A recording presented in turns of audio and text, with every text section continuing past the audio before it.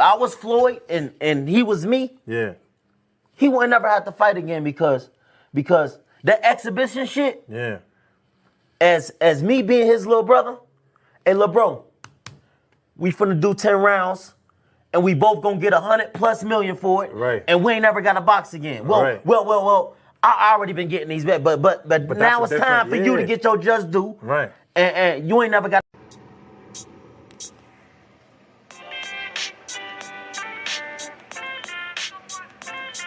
Yo, you know the deal. We back again. We never slacking. Word 'em up. Ladies and guys, whether if you drunk or you high, it's time to pay respects to the illest man alive. If you think you got a point, he'll shrink you down to size. And from there it's downhill like a slinky or a slide. Open your eyes. Got a deep connection with the rise, so you might see them jump in whenever they go live. Peep it. This channel blowing up now, it's not a secret. With tons of exclusive interviews to listen to. Them other channels I hate, but yo, they missing clues. They start narratives, sip the goose and twist the truth. It don't take a rocket scientist to get the proof. Just click the live at 4 p.m. Eastern time. But when you chime in, make sure you keep it kind. But if cowards want to debate, then it's feasting time. My man Jusdu shine busy all the time. Grind 24/7, 365. Videos he might have 365. My rhyme sick, they make you do a 365. You get a rich if you think you fit to survive. It's Jusdueboxing, time to click the live. Ain't no beginners, if you soft, you ain't down to ride. I crush you, respect too, it's Jusdu. He got the illest boxing show on the internet. The boy been a threat and he ain't even had dinner yet. Word 'em up. Yeah. You know what time it is.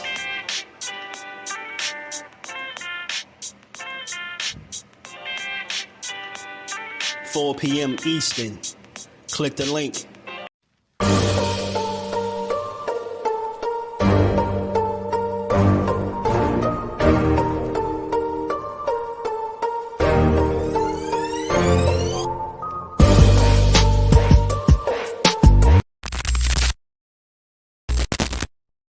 It's time for another raffle brought to you by the JBT. Our first item is a new 10th generation iPad with a liquid retina display which shows off beautiful color and has plenty of power for all your handheld computing needs. Great for work, play, or just movies on the go. How much is it to enter, you ask? Just $10. Or you can catch the deal with 3 entries for just $25. It's easy to enter. Just cash app your entries to $JBT Network 1. That's $JBT Network 1. Our second item is a set of Kenichi Bear Bluetooth noise canceling headphones. Great for gaming, movies, or travel. As the second prize in this great raffle. Our third item is a Ninja brand air fryer. Great for all your air frying needs. Cooking healthy with the JBT. So send your entries via Cash App to JBT Network 1. That's JBT Network 1. $10 each or 3 for $25. Put raffle on the comment line and you are entered. What's good? What's good? Shout out, salute to the fam. How y'all feeling on this good Monday? And we are back to get boxing is just do as we always do.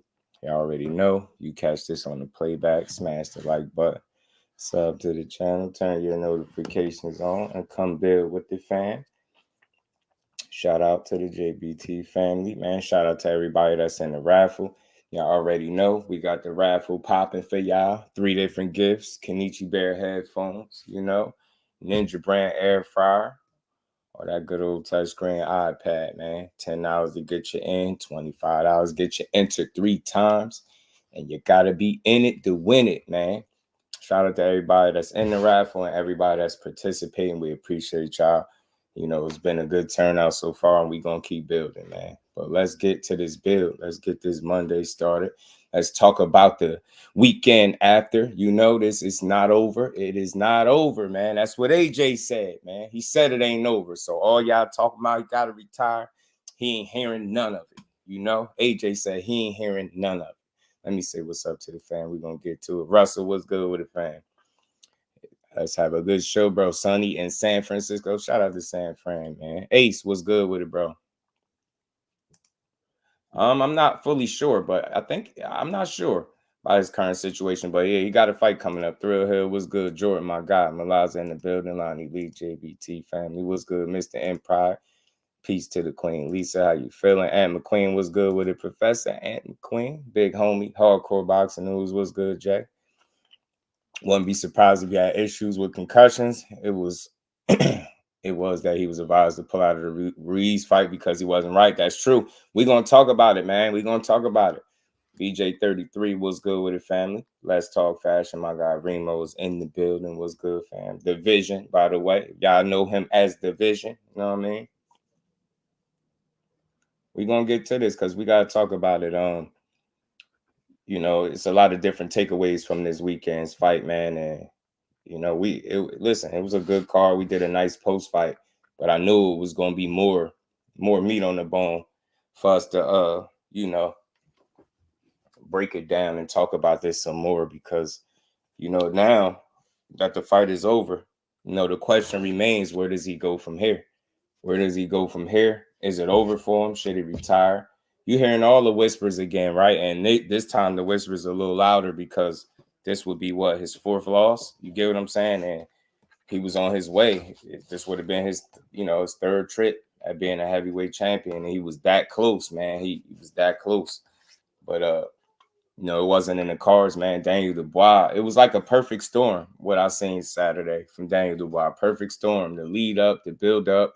Like I've been saying all along, you know, the eyes don't lie, man. That, you know, that saying, the eyes really don't lie. You could see that this dude believed in everything he said. He believed in himself, his game plan. He went out there and executed like he'd been there before. You know what I mean? It got a lot of people thinking that Joshua might need to call it a career. And one of the things I seen in the interview we're going to get into, I got to play it because it's always, you know, these different people be having these different takes. And one of these journalists or analysts or whatever you want to call them, no disrespect to him, he had some concerns about Anthony Joshua and his brain health.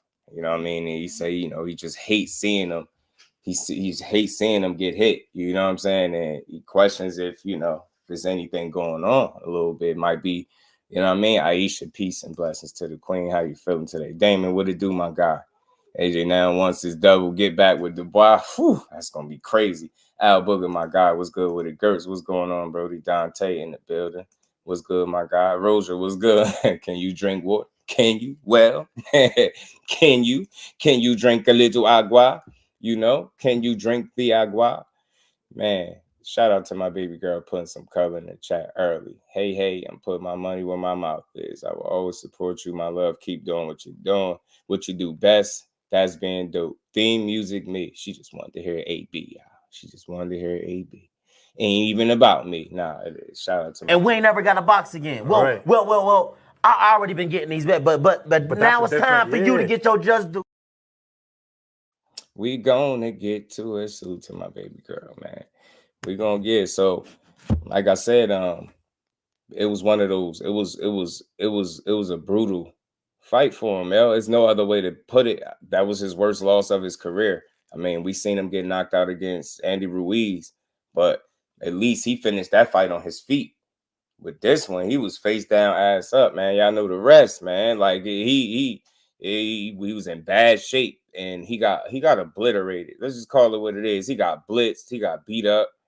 He got bum rushed. He got took to school. Like Daniel Dubois was on Anthony Joshua's helmet from the word go. You know what I'm saying? And he did what a lot thought he couldn't do.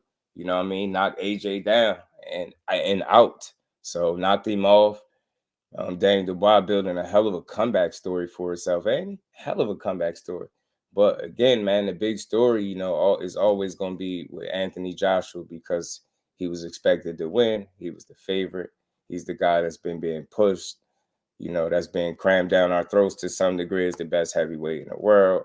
We always know there have been some questions when it comes to that. And, you know, Saturday is just more evidence of what we already been feeling and thinking. So, I mean, where do he go from here is going to be interesting to see because it's not going to be easy. Is it over for him? That's on him. It's all up to him. He seems to be handling this situation right. Like, again, I think that's very important. I think that's, you know, I can't really put a percentage on it, but I think it's really one of the key components to a fighter bouncing back from a loss is mentally processing the loss the right way, right? And having your emotions in check as you process this loss, as you go through it and you deal with it. Because nonetheless, you know, no doubt about it, he's probably gonna have some low moments where he just kicking himself in the ass for how the fight went. But like I said, as long as he can continue to see things clearly, you know, and look forward, I can see him bouncing back because of that. I mean, he's shown it in the past. He's done it before. So again, for me, as long as his mental is intact and his emotions follow, and he finds himself to be a pretty composed guy, yeah, I can see him thinking things clearly and making the next best decision possible moving forward. Now, although I even could see him potentially trying to pursue this rematch, but you know, that'd be a bit of bravado. I don't know if that's necessarily the right thing to do in this moment, right? To try to go get it back right now. It was tough. Shout out to the baby girl. Mark West was good. Allen was good with it, fam. Ace, my guy, he said DD was on that stuff. I was on undercard boxing. My guy was good with it. Great bit of hope. Ain't going nowhere now. He not. Joshua versus Big Baby Anderson. Background fire. Shout out to my big homie, man. Jay, man, appreciate you. Joshua, like I said, it's a lot of different takeaways, man. I want to make sure I go at this the right way. I want to address, you know, what I got in the title because I know people be questioning. Now, look, I ain't no doctor. I ain't, you know, examine AJ's head or none of that. But like I said, it's a guy by the name of Thomas Hauser, if I'm saying his name correctly. He did an interview and he was speaking about the fight and what he thought about AJ and seeing him take punishment and, you know, raising some concerns pretty much about the brain health. Because again, you're a heavyweight and, you know, they take blows, man. And he's had some tough fights, even ones that he's won. He's taken some big shots, like you've seen it in the Klitschko fight where he got put on his ass for the first time. He got sat on his back pockets. You get what I'm saying? And he had to get back up and fight back from that. So we've seen this before from AJ, right? We've seen him take damage before, but, you know, with each camp, you know, it's more wear and tear. So it just gets tougher and tougher to get up and to reach your peak level. And, you know, some of the things the gentleman Thomas was saying is that he just don't think that he'll ever return to the guy that he once was because he's not working with the same machinery no more at this point. And I know a lot of people, like, you hear it's not, I don't think he was being harsh. I think he was being genuine. It was coming from a place of concern rather than trying to be like a doctor or anything like that, right? He wasn't like diagnosing him, but he just was wondering, like, after, you know, taking that kind of punishment, man, you know, you don't be right. And you know what, y'all? I'm gonna say this and I'm gonna mean this shit. Shame on the referee. What was his name? Marcus McDonald, whatever his name was. The referee. Shame on the referee, yo. Shame on the referee. And you know what? A bit of the onus too goes on Joshua's team. Because you know what? He could have avoided being knocked out this way. He was getting pummeled and he wasn't good. It was by the grace of like seconds that he was making it on to the next round. Like, you get what I'm saying? If it wasn't for the referee being extremely generous and multiple different spots in this fight, Joshua would have been done. Like I said, the dude damn near got punched through the ropes and they still was trying to let him continue. You good. He wasn't good. I don't give a damn if he could shake his head and say, yeah, he good. A fighter gonna do that. They eye could be hanging out. You ask him, is they good? They gonna be like, yeah. You ask him, a whole eye could be hanging out or closed 100%. You ask them, can you see? And they gonna tell you, yeah. You get what I'm saying? That's the you know, the warrior spirit, the heart of a fighter. And respect to Joshua. That's why I say I don't know how people keep questioning the man's heart. He had no quit in him. He wasn't quitting. Even when he faced down ass up, dude was still trying to get up. He wasn't just laying there. He didn't just accept defeat. He kept trying to get up. It's something about that I respect, man. That is showing dog. You getting hit with bombs, bazooka bomb. We talking about Daniel Dubois flush ass shots, one after the other. And this dude still had the wherewithal to be trying to get his ass up off the ground. I think that's crazy. I think that's crazy. I think he showed a lot of heart, a lot of resilience, man. I mean, look, he ain't execute the game plan right. He ain't get to utilize the skill set and really display that he was a better fighter than Daniel Dubois. But you know, he hung in there as best he could, man. I give him a lot of credit for that because he could have been out of there. He was getting pummeled, man. He was getting beat up. He was really getting beat up. And that's them heavyweight shots, clean, flush. You ain't rolling with them, blocking them, none of that, taking the sting off the punches. These is flush heavyweight shots from a legit heavyweight that's hungry, that's naturally heavy-handed and trying to knock your head off your shoulders. You get what I'm saying? Shame on the referee, more so than Joshua's team. I get it. They caught up in the moment with the ref. You supposed to know better, bro. He wasn't good. He wasn't good from the first knockdown. I don't care how much longer he made it. He was getting his ass whooped. Now that I say I had time to soak it in and look at it, he was never in control of the fight. Yeah, he had a couple of moments, but it's Joshua. He gonna have some moments. But think about it. I don't think people understand how bad this fight was. He reduced Joshua to just having moments. The guy that was heavily favored and picked to win, over 80-some% of the people was picking him. He got reduced to just having moments against a guy that we've known in the past to make a lot of mistakes. We've seen him get stopped. We've seen his eye socket get crushed. But he never fought on this stage. And this is the record attendance, 96,000. And he fought like that. None of that shit mattered. Talk about compartmentalizing and being prepared for the task at hand. You talk about somebody that understood the assignment. Daniel Dubois was all over it, yo. Shout out to my brother, Big Dog Willie. Say Bill Haney's having a long awaiting cap interview. It's one overdue, Big Dog. One overdue. And we ain't never got a box again. Well, right. well. I already been getting these back, but now it's time for you to get your just due. One is overdue, man. Yeah, man. Y'all smash the like button, subs to the channel. We gonna keep rolling, man. Shout out to my brother, Big Dog, Kyle Cooler, blessings, family. Salute to my baby girl. Should have AJ check the doctor after 3 knockdowns. Right, man. Mr. Improv, what it do, my guy? I always felt like AJ was more hype than skill. And the chickens are coming home to roost. And I get it. It's a fair amount of hype behind him, but I do think he's a skillful guy. You know what I mean? Forever G's was good with it. I think Melanin Queen, peace and blessings to the queen as always. I think what happened Saturday, it wasn't a matter or a lack of skill. He wasn't even allowed to execute. You know, the game plan that Daniel Dubois was an efficient one. It was effective. It was the right one. And he was the right man for the job. Joshua didn't even get the chance to get into his bag to execute anything that was his game plan to me. He had to spin the fight. The better part of 4 or 5 rounds that it did last, fighting this young beast up off. And that's something that he couldn't. I mean, I know they say you go in the gym and you try to prepare for everything that your opponent is going to bring. But I'm sorry, I don't think I would be crazy to say I don't think nowhere in Joshua's mind or his team's mind that they anticipated him having to fight this guy up off him from start to finish. There's no way they could have prepared for that.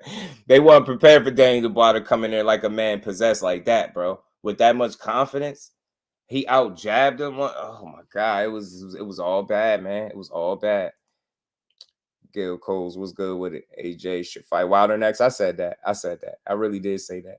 Shout out to you, man. Y'all sub to the channel if y'all haven't, man. Ashley's Corner. What it do, Cuzzo? How you feeling? Is the moment too big for Joshua? Yeah, McGregor was celebrating his ass off, wasn't he? Mike Kirkland, my brother, how you feeling, Mike? Good to see you as always. DLG was good with it. He said he's so glad he got his ass whooped. We gonna build on it. I feel y'all. I don't got nothing against AJ. I like him. I was rooting for him. I mean, you know, I was thinking he was gonna win, but Daniel Dubois being a live underdog, man, I was impressed with what I seen. But like I said, I just don't think them as a team, as a whole, prepared to deal with that version of Daniel Dubois.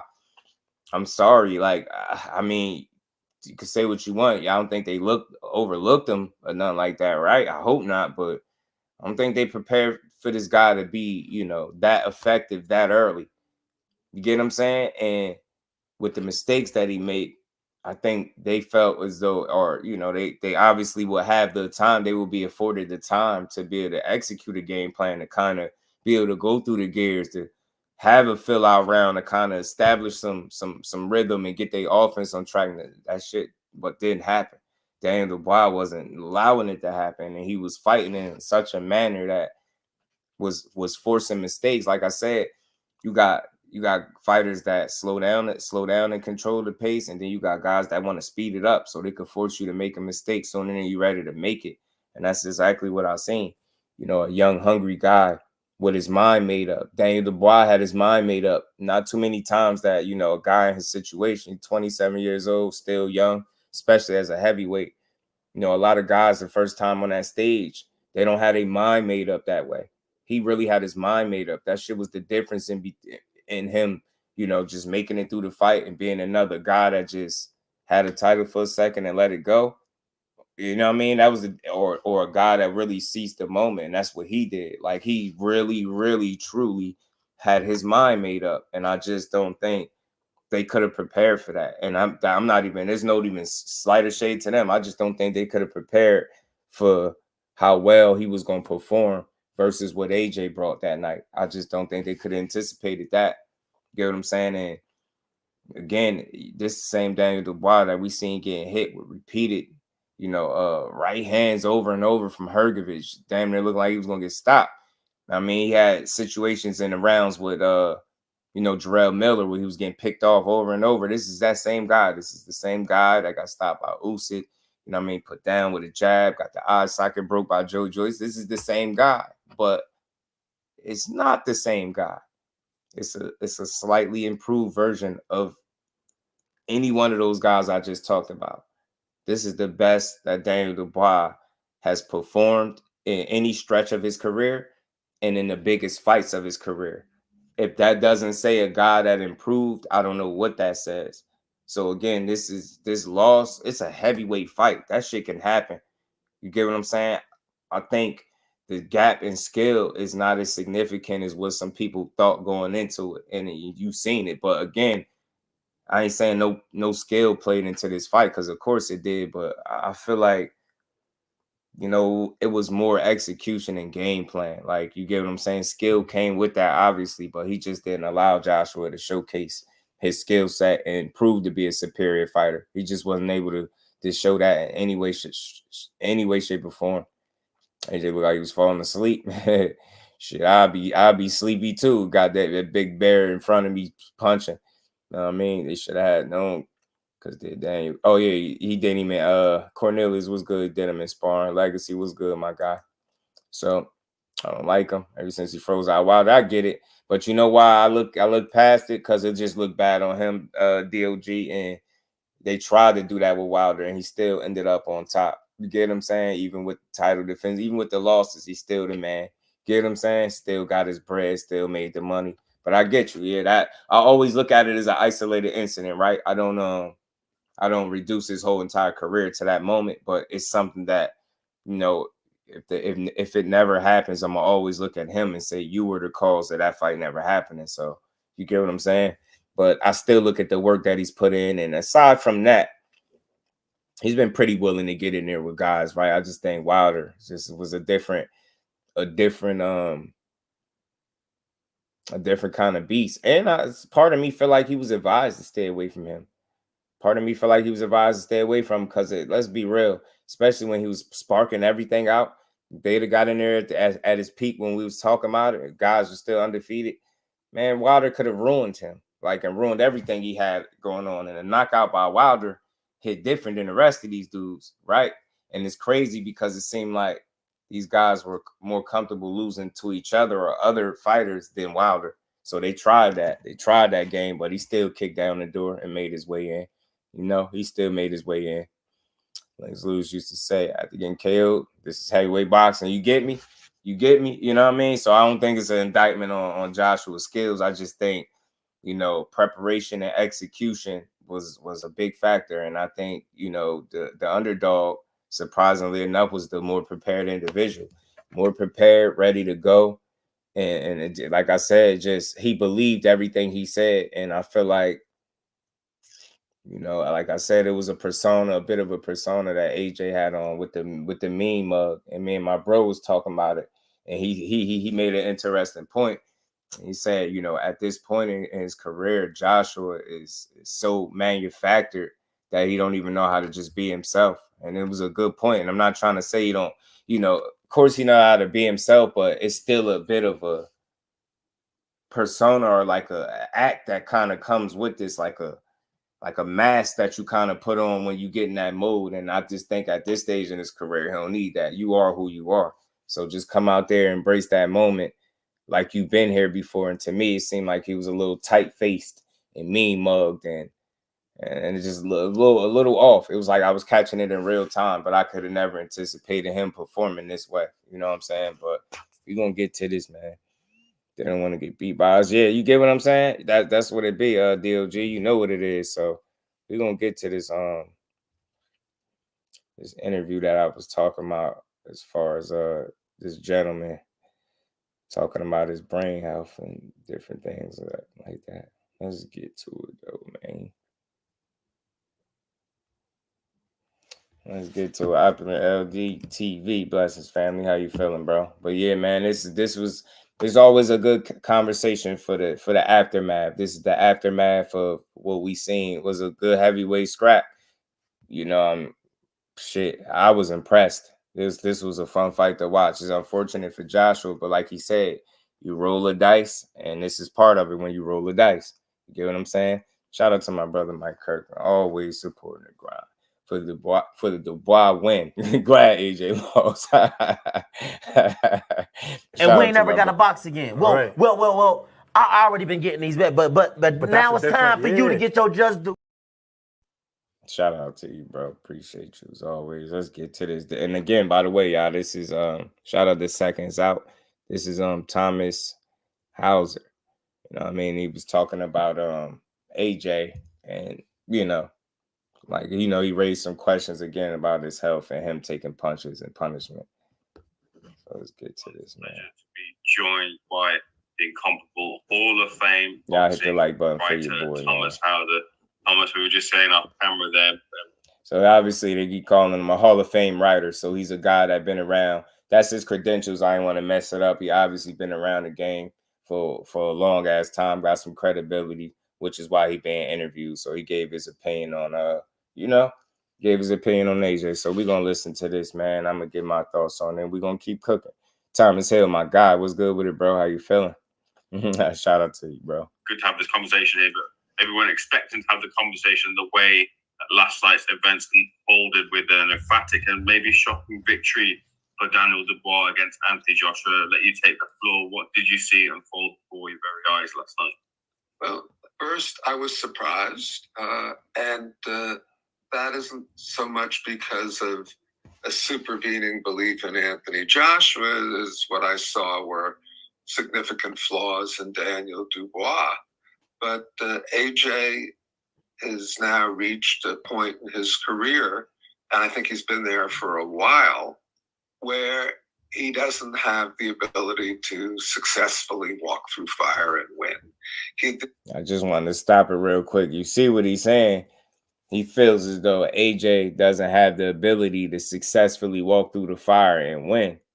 And it's tough to just say that, because walking through the fire is one thing, but to continue to walk through the fire and get burned over and over and over again is totally different. I don't know how many people would have still been up after taking and receiving the blows from Daniel Dubois that he was receiving. So I don't know if it's a matter of him just not being able to walk through the fire, because he got tested, he got burnt, he was getting up, he was fighting back.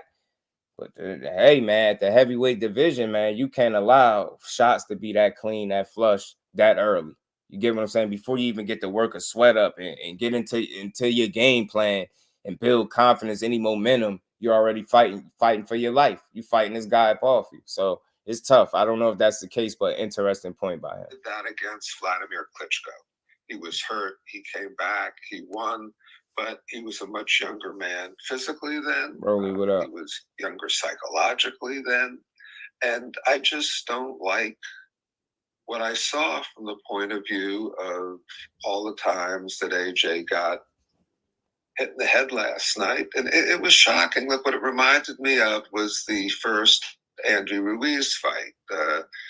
Once AJ got hit and hurt, obviously in the Ruiz fight, he scored a knockdown early. He seemed to be working well on one level. On the other level, Ruiz seemed to be the aggressor in that fight. If you go back and watch the video, Ruiz was really the aggressor in the early rounds, although AJ did catch him. But again, it's the heavyweights are so strange these days. You know, you think somebody is the real thing, and then they disappoint.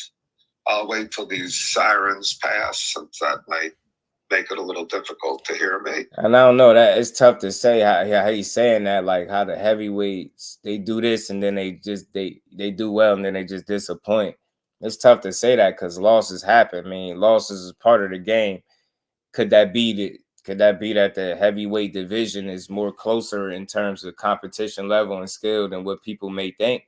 You get what I'm saying? So you see people take L's. You see people have to bounce back. Ain't that part of the game? Ain't that same, you know, ain't that the same way? That's the same. Those are the same type of situations that got fighters of yesteryear their names, right? Because they took losses, they bounced back. What it sounds like he's saying here, it's almost like guys got to constantly win without losing. Now that's part of what makes some of these fighters that we love great, right? They've been able to bounce back from losses because they challenged themselves, they took challenges and bounced back. So I don't see it as them disappointing the way he's saying, right? I don't see it as that. Shout out to the Queen Aisha and the Cash App, always supporting the grind. Much love. And we ain't never got a box again. Well, Right. well. I already been getting these back, but now it's time for you to get your Jusdueboxing. Appreciate you, Queen. So I don't know. It's tough. It's tough. I hear him. I'm not here to argue with the guy. Yeah, it's just Dubois got a chance. He's tough, man. He's tough. So I don't know if it's just quite them just disappointing. I just have a different view. Like, it's not just disappointing. Losses are part of the game. If you are challenging somebody that's worth that challenge and you so happen to take a loss, I ain't tripping. That's what you have supposed to. Better you go out fighting a guy that you were supposed to fight that deserved that shot than you trying to cherry pick your way to easy wins and then it backfire. So I respect both guys for taking this challenge because they both been knocked out in the past. They both got more than one loss, multiple losses. They both shown vulnerability in the past, mistakes. They both can punch. They both, you know what I mean? Like I said, it's been tested, been down, bounced back. So this is a great heavyweight fight just because of what both guys been through. You know what I mean? Now the outcome was what it was, but I ain't tripping on Joshua for taking the L, man. Daniel Dubois came to win.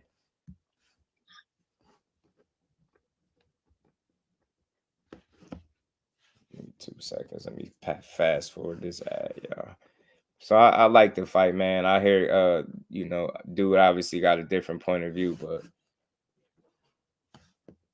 yeah, we thought Tyson Fury was the real thing, and see how he's saying it? Came in underprepared and sloppy and put in a yeah. But Tyson Fury at the top of his game, and might taste sour to say it, is the real thing.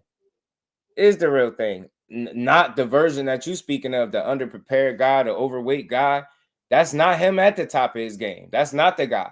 But the one that's fully focused, for better or for worse, that man can fight. He give everybody hell at the top of his game, yeah. But not the sloppy, this boxing, you can't cheat the grind and get in there and just do what you want. So, you know what I mean? He ain't Superman. Like you don't respect the game, it's gonna show. You know what I'm saying? So I don't know. Technique was good with it, fam. Let's get to it. An abysmal performance against Francis Ngannou.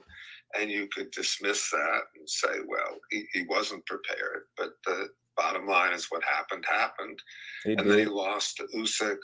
Wilder seemed to be the real thing, and then he fell apart. I don't see how he seemed to be the real thing. I think 10 title defenses and never ducking a single solitary soul, fighting the most dangerous guys that they told you is in the division, the guys they said you couldn't beat, is being the real thing. Not that just, it's not a personal with this dude, but I don't like that. Just because he lost don't mean he's not the real thing. I don't understand 10 title defenses. Yeah, that them shits was real. I don't know what, I get it. And that's why I be saying, how the hell do these dudes be getting these credentials? How do they be getting looked at as Hall of Fame this, Hall of Fame that? You sound crazy. He lost to the Tyson Fury guy, and we all know what happened there. But he losing to people at the top of their games, not bums. It wasn't no run-of-the-mill fighter, no bum that just came across and you know, beat Wilder. You get what I'm saying? This was a big cheating-ass gypsy dude, right? So, I don't know. I think Wilder is always going to be the real thing, man. Yeah, it was strange, right? He fell apart. Nah, Wilder is going to always be the real thing. The support that the people got for him is always going to be real. Like I said, them 10 title defenses, you can never erase them. I don't care who they was against. I'm not trying to hear it. You got guys that they saying are so much better than him. Ask AJ where his 10 title defense is at. Better yet, they said Fury was better than him too. Ask him where his 10 title defense is at. Can't do that to Wilder, man. The just ain't tolerate no Wilder slander, bro. I ain't going. I ain't going, man. It's a good competition. You get what I'm saying? They lose sometimes. Get me, Aisha. What he talking about, man? Shout out to the OG, but damn, man, you can't do Wilder like that. Nah, bro. AJ periodically disappoints. The only fighter who hasn't disappointed yet is Usyk, who I feel is in some ways fighting above himself. And you have to remember that if one judge had scored one round, he basically saying any heavyweight, they all disappoint because they took losses. So they all not the real thing because they took losses. The only one that's really showing it in performing is Usyk. That's crazy to say. Usyk is the man. He doing his damn thing, but Usyk couldn't be what he's looked at without those other guys being credible that he beat. You take the Usyk, you take the Tyson Fury win away. Usyk still has a great career, but you add that as we do. Look how much greater that makes Usyk look. So it's crazy how you speaking about it like this. You downplaying it, but then you got to big up one of the guys that's there. The only way we could look at Usyk is what he is because he beat the right people, and he was impressive doing it. And he moved up all the way to heavyweight, undersized heavyweight, kicking ass. So I don't know, man. It's just some of the stuff he said was a little strange. That's all. Samuel, what it do, my guy? Differently, Tyson Fury would be the heavyweight champion of the world right now. So it's Wilder never got cheated. He'd still be the heavyweight champion of the world. Very sad looking at AJ last night. I don't know him well at all. I've had a couple of short conversations with him, so I view him through the filter of the internet and the media. But I've always liked AJ. And I just don't want to see him get hit in the head anymore. It's not good for you. And each concussion takes more out of you and makes the next concussion potentially more damaging. It's conversation. That I understand. That sounds genuine. Like you hate to see him just keep taking blows to the head. Now, I'm not going to lie to you. That fight was ugly. It got ugly. It got ugly fast. It was a lot that happened in such a small time period, right? From round 1 to 5. He got pummeled in there, and his corner allowed it to keep going. The referee that obviously looked like he wanted AJ to bounce back. The referee, I'm going to just go ahead and say, the referee definitely had to have a bet on AJ. Man, or his heart was definitely with AJ. He was 100%. You good, man? You good? Like he wanted AJ to recover so bad. I get it, ref, but damn, you weren't supposed to do that. You look bad in the moment, bro. You look bad in the moment. You didn't do your job well, and that man got pummeled all because of what you showed where your loyalty was at, and you showed who you really cared for. Like you, and if you really cared, though, you would have had him up out of there, man. Because I'm telling you, after the first knockdown, that man still was on wobbly legs, talking about, "Are you good?" AJ shaking his head, but his body moving a certain way. I'm like, he's definitely not good. Y'all about to let this go? And then they kept letting it go. Like I say, he get pummeled in the ropes. And then, look, if y'all don't believe me, Think about it. Usually when you see a fighter get face planted, a lot of times, not every time, but a lot of times they wave it off. You would have think after seeing him get pummeled over and over and over again and then getting face planted, you would have think no count necessary. The referee still counted. He made sure he counted. I was like, dude, yo. He wanted him to recover so bad, bro. I was like, look at this, yo. Y'all want AJ to, y'all want him to, you know what I'm saying? You want him to get hurt in there for real. He getting pummeled, bro, by a big heavyweight, a big, strong, confident heavyweight that's trying to, send him to go meet him. He trying to send him to the upper room in there. Y'all trying to, you good, AJ? You good? Like what? No, he not good. He's let the bell had rung or something when he got face planted like that, man. They'd have found some type of way to let him continue. That's how bad it was looking. It was like, bro, it's like everybody was like, man, the ref couldn't believe it. He was like, bro, I gotta, this can't be happening. The way he was reacting, I'm like, bro, I know you want AJ to bounce back, but this ain't the way to do it, bro. It looked like you gave him every opportunity to get hurt even more. And that's what I'm saying. I get it. You want to give him chances, but at what cost? Because I didn't need to see him get face planted to know he was done. He was done, bro. And I don't care because he hurt Daniel Dubois real quick for a couple seconds because he got slept right after that. So I didn't need to see that. So I don't know, man. Shame on the ref. I'm standing on that. Shame on the ref, bro. He gave him way too many chances. That dude was hurt bad in there, and he was allowing it. He was allowing it. Mike Ryan, what it do? Right. Look funny, man. Look funny. Should have been stopped. Right. Ace, Tim Layton, what's good with it, bro? They're not taking punches. They want that parlay to win. You get what I'm saying? They think about their money because it's sad because that's what it was looking like. You get what I'm saying? Remember the gloves touched the canvas and no knockdown? They already missed that joint with Cool Boy and Monster. When Cool Boy joints hit the ground and they ain't, you get what I'm saying? And then he got cleaned up after that. They was trying to let AJ get hurt, man. I'm telling you. They must have really had money on him. They must have really bet money on him. The way that referee was behaving, bro, it didn't look good. Not to let him take that much punishment, bro. Shout out to AJ, tough as hell, bro. I don't know how he took a beat in them 5 rounds. I don't care what nobody say. He was getting touched up, bro. 5 rounds, he got beat up. He got beat up for 5 rounds. Lee, what it do, fam? How you feeling? Before he got knocked out the second time, AJ, his gloves touched the mat. Then he started getting punched in between the ropes. I was like, yeah, y'all want to see him get hurt because y'all all got bags on him. Y'all all bet on AJ, and now y'all don't know what to do. You got Eddie Hearn on the sideline stressing out of control. Eddie Hearn was looking like he seen a damn ghost on the sideline. Man, I'm telling you. Where's that picture at? I got to upload it. But let's get back to this, y'all. Surrounding from a number of pundits in the industry as to whether bad job, Al Booger. It terrible. Became a fight last night in those scenarios where AJ might be reserved and look back to the Ruiz fight and maybe not look to fight and engage. In round 5, he seemed to have fought Daniel Dubois and want to try and finish the fight, although it was eventually his undoing. Did you see a reserved fighter in there because of his past experiences? Well, AJ's a fighter. I mean, nobody can take that away from him. He just there's a point beyond which he has shown himself to be unable to push himself and perform. He's still a top heavyweight. He is enormously bankable. But you have to ask yourself, is it good for him to keep getting hit in the head again and again? Not just in fights, but in sparring. He is such an enormously charismatic, likable, articulate, attractive man, in the manner of Muhammad Ali. Nah, hold on, pause. Don't try to throw Muhammad Ali in there, bro. You want to say AJ is an attractive man? That's on you. Don't. Nah, that's what just draw the line, bro. Don't you dare try to drag the great Muhammad Ali into this.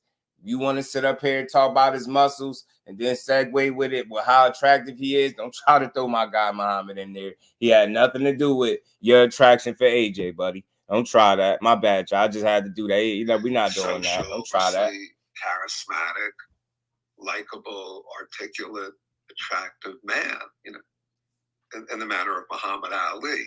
Nah, obviously not. try that. How Yeah, he's you see how he leveled tries to slip it? social and Don't do that. political figure, but look at the following he has. Look at the 96,000 people who came to Wembley. Hey, you stupid, bro. But I would hate to see it, and yeah, right, Damon. poorly for him Trip. in terms of his health. You know, I said it before. I was pilloried for it. I was told that I was a silly old man and should retire from boxing.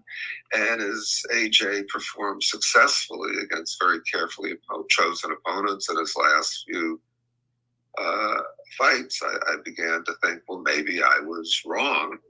And look, I've been right. I've been wrong in my life, but I did not like what I saw last night. I also have to add that I felt that the referee, Marcus You know what I'm saying, Mike? is that his name? Yes, that's correct. It did not do a good job of refereeing that fight, intentionally or not. I felt that he shaded his decision-making in favor of OJ. He never once... Who the hell is OJ, y'all? Check out Buddy. Call that man OJ. A good job of refereeing that fight, intentionally or not. I felt that he shaded his decision-making in favor of OJ. He never once warned OJ for holding, which AJ was doing throughout the fight. Once he got hit in the first round, he was grappling and holding on, and you can say, well, he had to hold on to survive, which I understand, but it's still against the rules. And the referee never even warned him for that. And then without any previous warning at all, he took away a point from Dubois for a low blow. And yeah, it was a low blow, but under the circumstances, it seemed accidental, and I would have warned him before I took him OJ. So twice, even with the referee in there, seeming to shade things in his favor. And again, I don't know if that was intentional or not, but it was obviously not a good night for OJ. Who the hell is OJ? Expectations of his favor, and again, I don't know if that was intentional or not, but it was obviously not a good night for OJ. The expectations of calling that man OJ 3 times is wild. It was wicked, bro. Like, I get it, it's close, AJ, OJ, but damn, you calling that man OJ is crazy. Nah, bro. Keep calling that man OJ, man. Shout, what's good with it? He said, I don't know what. I know that K Corona left Michaela married to train Sandy Ryan. Yeah, man. Yeah, man. Shout out to LW. He had sent me that. She got her trainer took, bro. That's crazy. Not that on another note, we're gonna talk about that on another one too. But I'm starting to hear some stories about Buddy, man, and some of them starting to seem true, man. But we gonna chop it up on that one. Yeah, he keep calling that man OJ. Hey, Aisha with a straight face, OJ. He called man OJ with a straight face. Riyadh season. It was obviously not a good night for OJ. The expectations of Eddie Hearn and Riyadh season certainly were looking in a different direction. I don't know what AJ does next. There'll be talk, I'm sure, of a fight between AJ and Deontay Wilder. You're right, you know where it. One Thomas, person will then Beth have was a good, fan. big win and be restored, rebuilt, rehabilitated, back in the mix again, and have his warrior spirit back. I don't want to see AJ fight Deontay Wilder now. Wilder at some point might rediscover the fact that he can whack. And could AJ knock Wilder out? Yeah. That fight seems to me, in large measure, a question of who hits who first, except that Wilder takes a pretty good beating, and AJ doesn't. When Wilder is hit and hurt, he gets back up. Joshua keeps doing the same thing. He might not be as technically proficient as AJ, but he keeps fighting. And once once AJ is hit and hurt, his magic seems to leave him. Interesting. Once OJ gets hurt, his magic seems to leave. This is Thomas Hauser. This is a Hall of Fame writer. He being interviewed on Seconds Out. He was giving his thoughts about AJ to fight. And like I said, he the one that raised the concerns and the questions about his brain health and him taking punishment. And he gonna talk. It's some more. It's a little bit more of this, y'all, and we gonna keep cooking. You know what I mean? But he calling that man OJ is wicked. You know what I mean? Why did Kaylee Mayer? They got a video, I believe. I forget what it's called. I gotta check my messages. You could go watch it, and then I think it talk about it a little bit in that. You know what I mean? Give me a second. Let's get back to it. Yeah, call that man OJ is crazy. But I mean, look, he said hold on, give me a second. He said the magic seems to leave him when he get hit. I mean, you've seen him battle back. It's not like the first time he get hit, he crumble and he fold. But again, we talking about a guy that just was hell bent on destroying him. Like Daniel Dubois wasn't coming for play. Wasn't nothing about his approach to the game for play. He was really trying to punch a hole in AJ. You know what I'm saying? And he was confident. He was switched on, man. He was hungry, yo. He really, really wanted that win, and he fought like it. So I don't know, man. It's tough, man. The heavyweight division is unforgiving, man. All it takes is one punch. So it's tough to write a guy off. He got his ass handed to him, but I don't know. It's gonna be up to him. It's gonna be up to him. Nah, they could still they still fight each other. You know what I mean? Because obviously they both saying they ain't done, right? So why not fight each other? That's why I'm gonna call for it. You know what I mean, OJ is crazy. AJ had gloves on too. Ray Davis was good with it, bro. Motown 909s was good, fam. So AJ, yeah, they're still by it. Attentions They're still to sad. Daniel Dubois for a moment. Has he now legitimized himself as a true heavyweight champion with Alexander Usyk Absolutely. in the picture after being Anthony Joshua? Can he hold himself as someone who holds a legitimate piece of the crown? No, Daniel Dubois is not a true heavyweight champion. The true heavyweight champion, and there's only one, is Alexander Usyk. You full of shit, OG. Usyk knocked Dubois out. In fact, that fight was very disturbing from the point of view that Daniel did seem to take a knee and quit. You know, that was not his most glorious performance. And yeah, but he bounced back from that. He bounced back. How you gonna say he not a legit heavyweight champion because it's Alexander Usyk? Nah, hell nah. Nah, dude, you can't take them wins. He got 3 of the best wins of his career. That's one of the best stretches of his career. He followed that up. Yeah, I think he was the underdog in 3 straight fights, y'all. I think so. I think he might have been an underdog against Jarrell Miller, Hergovich, and then a big-ass underdog against AJ, who was a 2-time heavyweight champion, unified champion. Don't give me this he ain't the champion shit. OG bugging. He bugging the hell out. We gonna let him talk to get this up out of here so we can keep cooking, y'all. Y'all smash that like button, sub to the channel, man. Keep rocking with your boy. We gonna keep it. Obviously, they had a very successful event last night, in part because it was a title fight, so-called title fight. That's not to take anything away. What do you mean so-called title fight? It was a title fight. But Alexander Usyk is the heavyweight champion of the world right now until he retires or somebody takes it away from him. I get what he's saying, but nah. The plan might be, though, for the future for Dubois is to fight the winner. Dubois proved it too many times being an underdog, and he did it twice against undefeated guys. Then the more experienced Anthony Joshua, who was a heavy favorite. I think they said it was like 18 or 1 something wild like that. Don't give me that shit. You just can't take them wins from him. He legit. And if we want to be 100, you want to talk about how he quit against Usyk. We could talk about how Usyk went on. He did that damn act and took about 5 minutes. He took every bit of them seconds, and he damn sure reacted like somebody that got punched in the gut and the stomach, and not the jewels. He didn't look like he got hit there. He looked like he got punched in the stomach to me.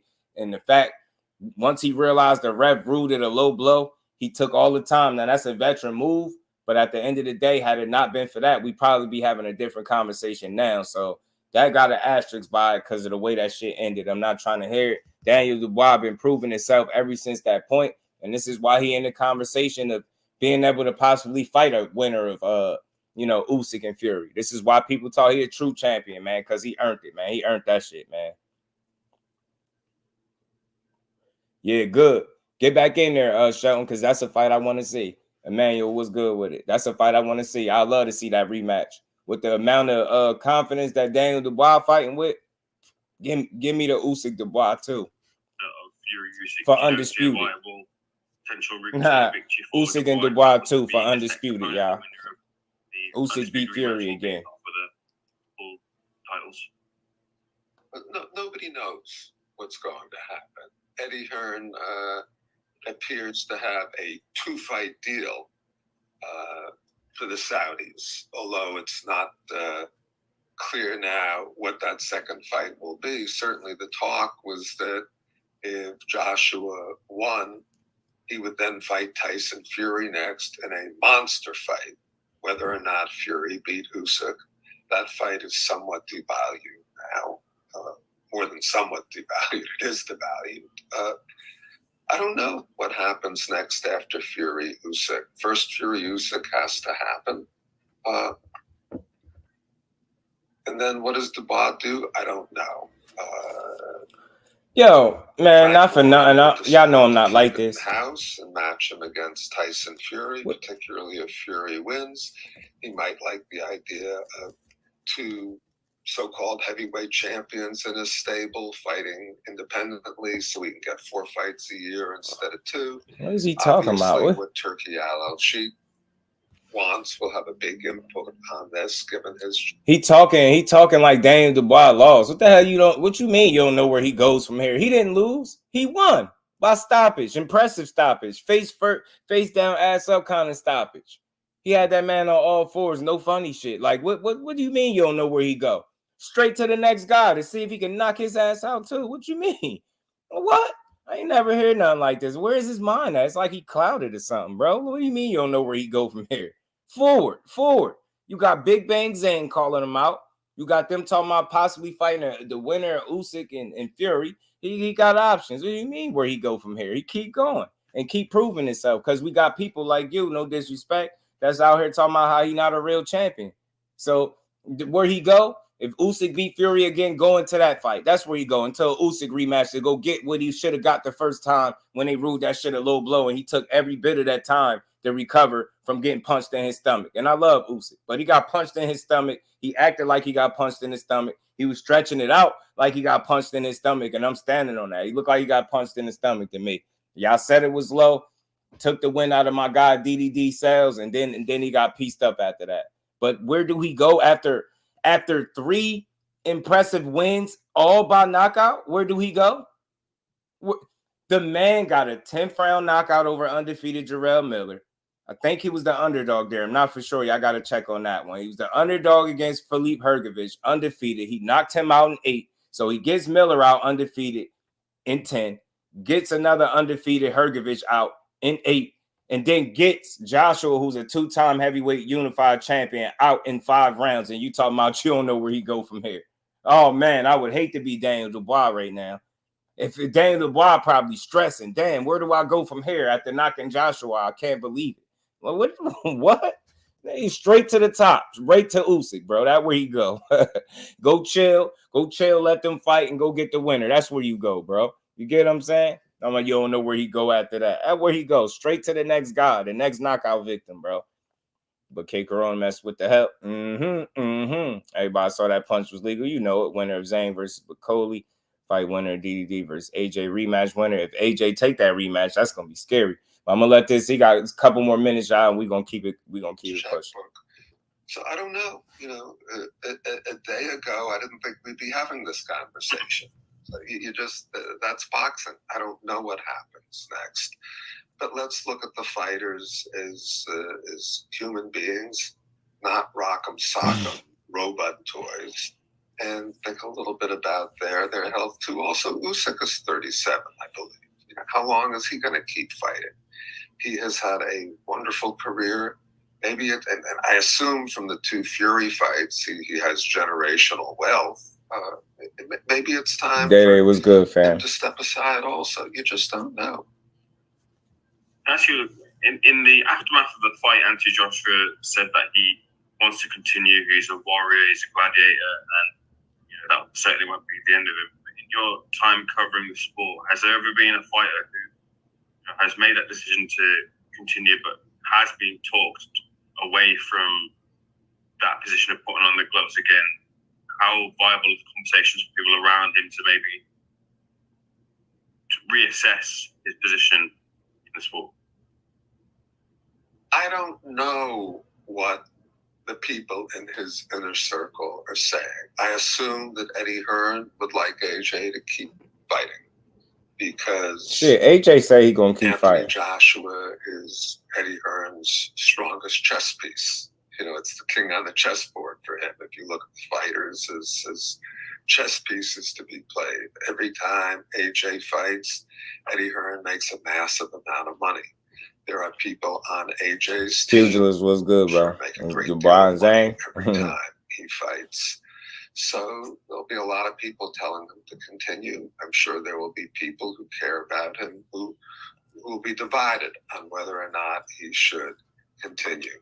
At the end of the day, it's a decision that AJ has to make for himself. And I also don't know what his physical condition is. You know, I've never seen an MRI from AJ, and if I did, I wouldn't know how to interpret it. I'm sure there'll be people who say, oh, you know, he had a great MRI. It's wonderful. You know, I'd love it if he did a full neurological. Yeah, Joseph Parker, another one. Somebody like Margaret Goodman, who understands these things very well and has concern for fighter safety. And you know, this is going to be, excuse me, AJ's decision. I felt troubled when I watched how he responded after getting hit hard for the first time by Dubois. And it has nothing to do with courage. It has nothing to do with it. Did he show a fighting heart? Yeah. This guy's piece, OG. Obviously he did. That's a separate issue from what's going on in his brain. You know, here in the United States, football is the biggest sport here in the United States. You had a wonderful quarterback named Troy Aikman, who won 3 Super Bowls for the Dallas Cowboys a quarter century ago. And he left professional football after suffering, I believe, 3 concussions. He just said, that's it. This is not good for my brain. And he has had a very long, successful career as a TV commentator. And to the best of my knowledge, he's healthy and well.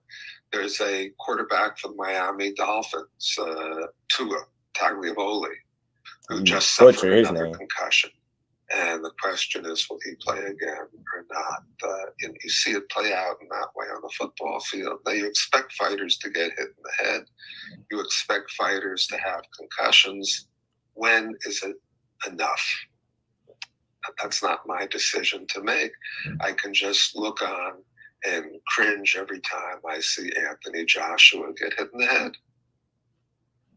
And that's sad. You know, it's just like I cringe to a degree every time I see a fighter get hit hard in the head. But with Anthony, who I have a sense of as a very, very immensely likable person who has been to the mountaintop, he's never going to perform as well as he did in the past. He might knock guys out, but you know, that Anthony Joshua who climbed off the canvas to beat Vladimir Klitschko in a thrilling fight, in an extraordinary display of a warrior's heart, doesn't exist anymore.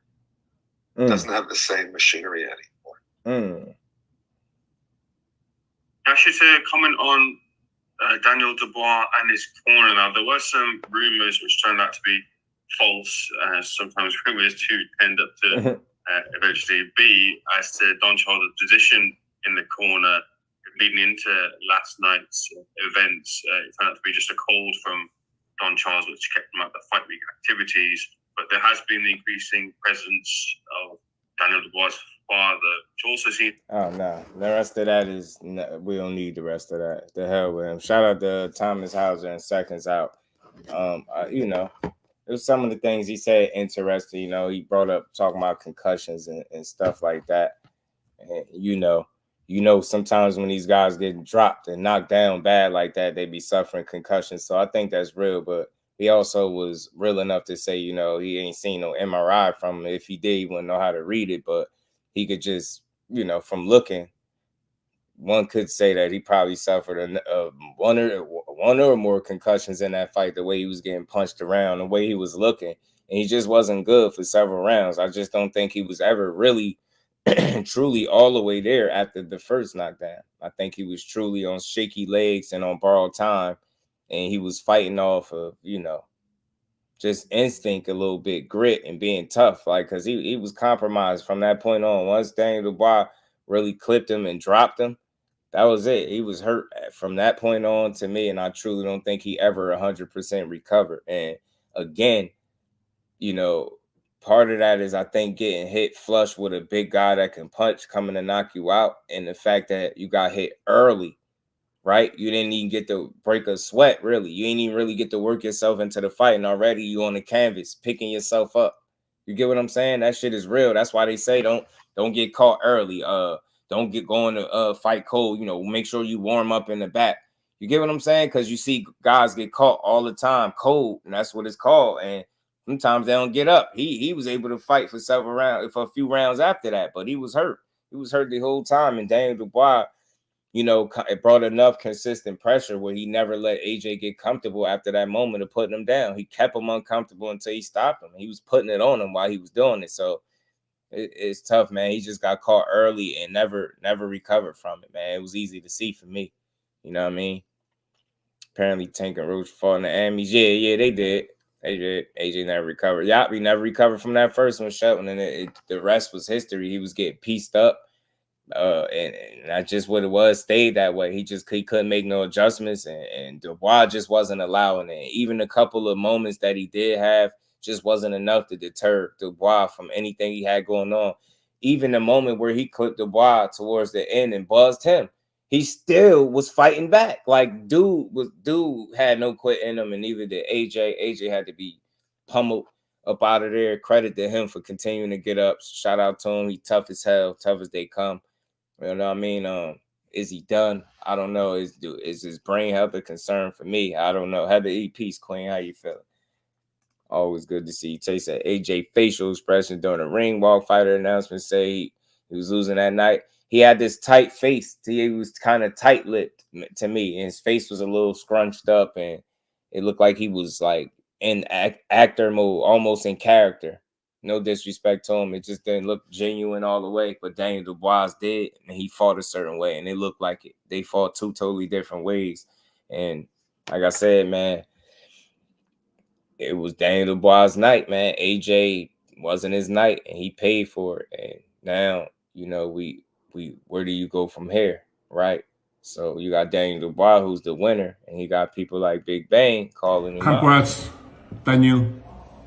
Good win. I'm happy for you. But if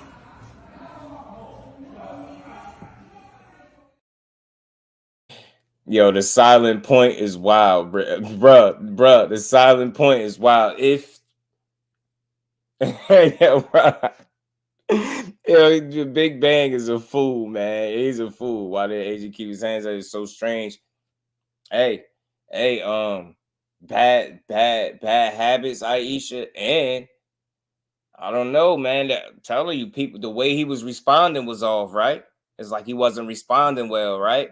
That's what you're saying, right? Like the hands were dry, he just wasn't responding. He got clipped early, and I don't think he was good. I think he was spent the rest of the fight just trying to fight Daniel Dubois off him. I really do. He didn't take command of none of the rounds or none of that. You get what I'm saying? None of it. It went one way and it stayed that way. It never shifted back. I think and then when you start hearing stuff like brain health and you see how he was responding from a mechanical standpoint, you get what I'm saying? He just wasn't, you like, why your hands, pick your hands up. And bro kept saying the hand down, man down. So he learned the hard way. And that's something he should know though. Being a heavyweight, you can't fight with your hands down in front of no big ass puncher. I don't understand what he was doing. I don't understand. Zhang wants a Big Bang, Dynamite versus Big Bang. Yeah, they could sell that, man. They could sell that. This is a good fight. That's a good fight to make. That's a good fight. I like that for him. I like the Usyk Fury winner for Daniel Dubois. He got options, man. He won. He been proving it. He been winning back-to-back fights where people was counting him out. Like I said, this was the biggest win in his career. He should have options. He should have, you know, opportunities to go make other big fights and go make some money, man. You know what I'm saying? This is what I want to see for the Daniel Dubois. Mike, my guy, was good with it, bro. He pulling straight back, right? I think he was hurt and compromised too, Aisha, that just along with bad habits and just fighting for his life. He wasn't composed at all. Like, I think the pressure that Dubois put on him just stopped him from being composed at all, and he just beat him up. He couldn't do nothing about it. He couldn't do nothing about it. He couldn't do anything about it, but just take it. You know what I mean? Just get beat up. He couldn't make the adjustments. The jab wasn't working because he was getting out jabbed. He couldn't be more physical than a guy because he was worried about what was coming back. He was getting backed up a lot in this fight. Like, it was just all bad. It was the perfect storm for Daniel, man. Perfect storm. Perfect storm for him. Perfect storm, man. And I love to see it. I love to see it. That's how you go out there and take it from somebody, man. So he fought like he was taking the title from Anthony Joshua, and I liked it. So shout out to him, man. Like I said, he got a number of options and places that he can go. He can go, like I said, into another big fight. He can entertain Big Bang Zhang. People will want to see that. Martin Bacoli is always out there. I think he fighting somebody next, though. But he got options. He got more than one option, man. And I want to see it. But this is the thing. AJ said getting buzzed early, left him in survival mode. He went for broken, got broken right. He was. So I was right. So I didn't necessarily catch that clip. So salute to Remo, because that would tell me what I'm saying is right. I said it. I said he was fighting for his life in there. He was fighting him off him. He wasn't boxing him in and fighting with that winning mentality, with that confidence, because it's like Daniel Dubois got to him early and didn't allow him to, you know, establish any confidence, any rhythm, any comfortability. That was the most uncomfortable I think I've seen AJ in any fight from start to finish. Any fight. Even the Usyk fights. Usyk don't provide that kind of uncomfortability because he ain't punching like that, bringing that kind of pressure, right? That's the most uncomfortable I've seen AJ to date in any of his fights, especially from start to finish. It was just all bad. Yeah, he 0-8, bro. He just keep getting his ass beat. So here's the thing. It's a rematch clause, y'all. It's a rematch clause. So let's hear this clip from Eddie Hearn being asked about the rematch clause and what he said. Do y'all think we get the rematch? Let's hear what Eddie had to say. The rematch clause. What's happening? Is there a rematch clause for these two? So, as you were quite right in what you said, we do have a further fight with Riyadh Season and His Excellency Turki Al-Sheikh. And that could include a rematch with Daniel Dubois. Obviously, from our side, that's one of the fights that we could accept and would be willing to accept. But at the same time, His Excellency will have to deal with Frank Warren and make sure that, you know, they can look at a potential fight with us. But I think at the moment it's more about, you know, looking at the options for Anthony. I spoke to him about 10 minutes ago, and it's all very fresh at the moment. I mean, just over 24 hours after the fight. So plenty of options and plenty of things to consider and think about as well. So just to confirm, I just want to make sure we're clear on this. The rematch clause wasn't there as such, but potentially these two will get it on again. Yeah, we have the opportunity to fight a number of opponents with Riyadh Season, and Daniel Dubois could be one of them, yes. So if that was something that we wanted to push with Riyadh Season and His Excellency, we could, but at the same time would also be open to be looking at other fights as well, particularly focusing on, I think, December 21st as well. Yeah, so that right there, to me, I mean, just hearing it from Eddie, it sound like no. Sound like that's a dangerous ass fight to try to take back to back after getting dominated the way you did. I mean, look, I ain't knocking you. I would respect the hell out of it if you just decided to go ahead and take it. But I don't know, man. I don't think that's the fight for you. I think it's a style thing. I don't think it has anything to do with skills. I think it's style. Shout out to my brother Mike Nazak in the Cash App, man. Always supporting the grind. Much love to my guy, man. And we ain't never got to box again. Well, right. well. I already been getting these back, but now it's time for you to get your just due. Yeah, so I did, man. It don't sound like it when you hear Eddie Hearn talking. Don't sound like that's something that they really want to do, because he know it's risky. I know it's early too, so I don't think he, you know, scared for Joshua to take the challenge or the test. But he might need some time off after a loss like this, and then coming back after you spend some time off, that might not be the fight that you look to explore coming right back. Who knows, man? Because it's a bunch of different things going on, right? I did hear Eddie Hearn says something else as well. Let me get it.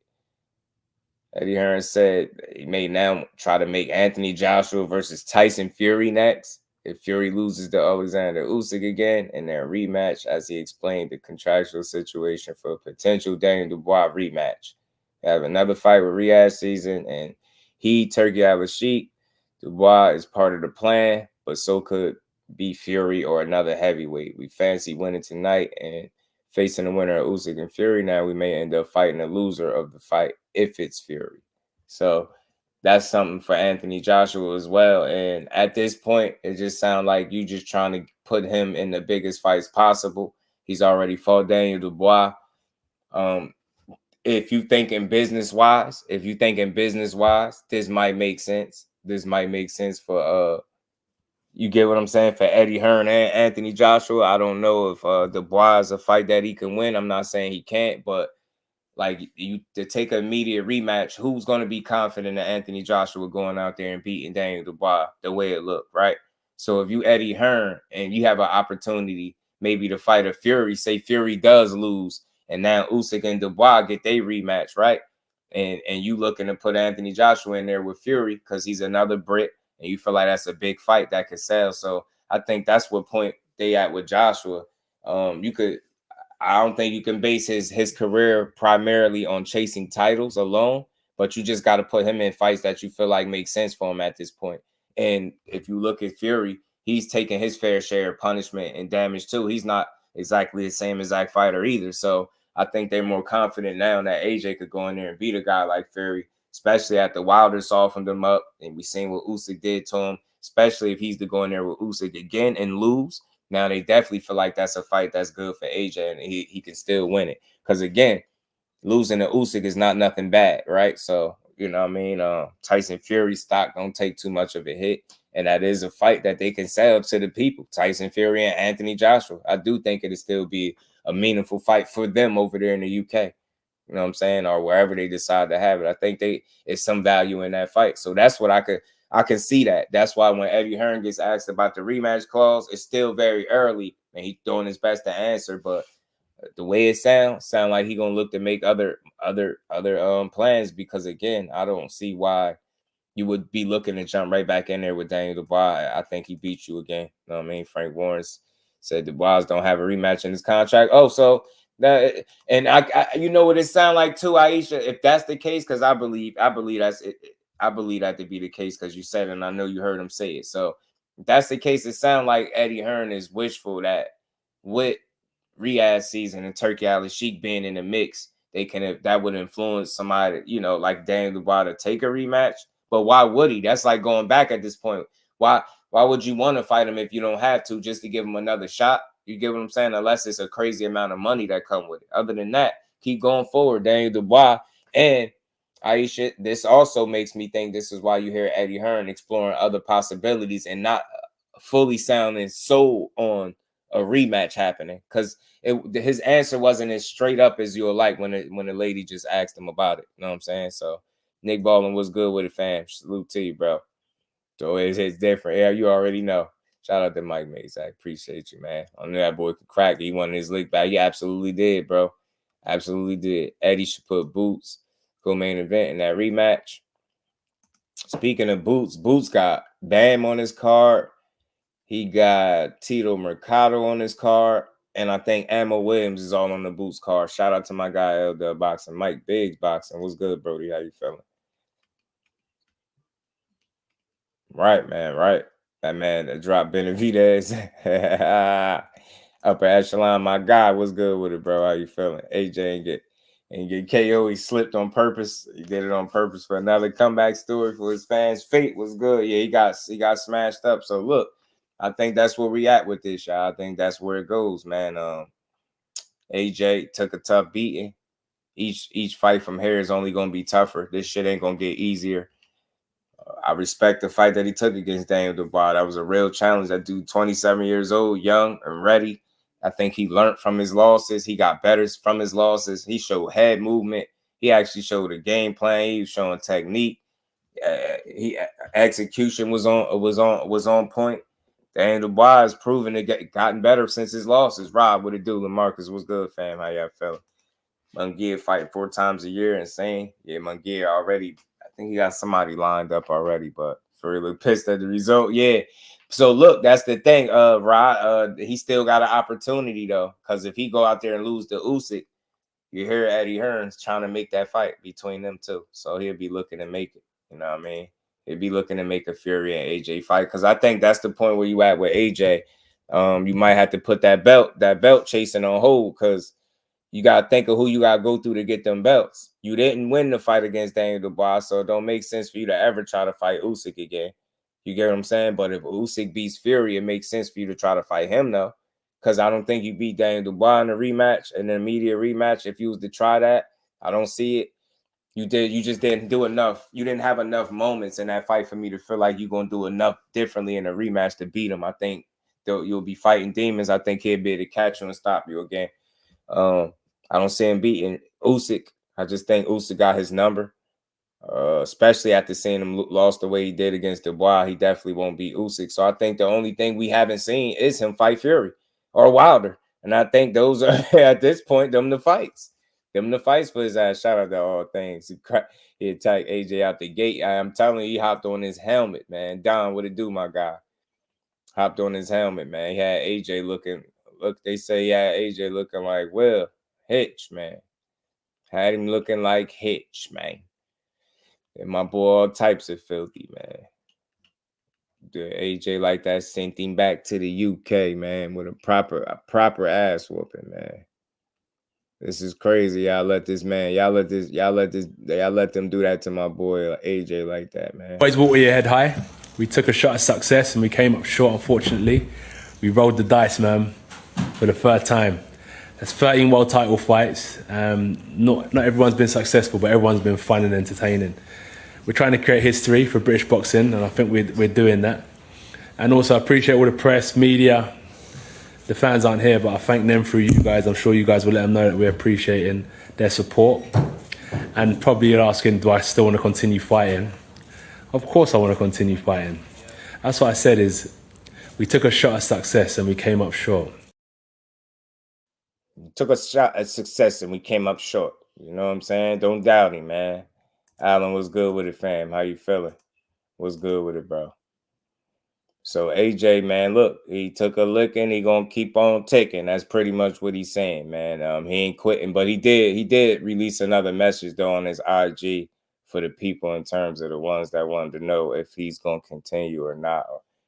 This is his message to his fans, man. Yesterday night we came up short, but look, we gotta look at all the positives. That's the mindset and that's the perspective that we have to have, a positive one, always. Look at what we've achieved in the space of 11 years. It's phenomenal. And I want to thank every single one of you that's been riding with me. What a roller coaster journey. But you know what the problem is that it's far from over yet. You know, we've done it once, we've done it twice. Doing it a third time hasn't been easy, but I believe it's something I can achieve. It's about making the right steps forward, working hard, improving, and it's got to come from here. More than anything, it can't come from any external voices or influences. It's got to come from here. And it's only been a day, but when I sit back and I'm thinking, I know I got a lot of this, man. I know I got a lot of this. So yeah, just a video to say thanks for your support. Thanks for being on this roller coaster journey with me. Keep your seatbelts tight because deep down in here, I know we've got a lot more to bring. A lot more to bring to the game, and long may it continue. British boxing, I appreciate you. We rise up together. Let's go. And there you have it, man. AJ. Hey, look, I played that just because, you know, that was his message to his people, to his fans, to everybody that's rocking with him still after the loss. Look, I don't look at him no different. It's heavyweight boxing, man. One punch could change everything. That's what we spent. That's what we seen Saturday. We already knew that it wasn't nothing different. KO was good with it. Mike White was good with it. It wasn't nothing different, man. That's what we seen. You've seen the guard go out there and try. He tried and he messed around and he effed up, man. He found out, man. He found out. Kello was good, bro. The guy was telling me thinks AJ would give Lennox Lewis a good fight.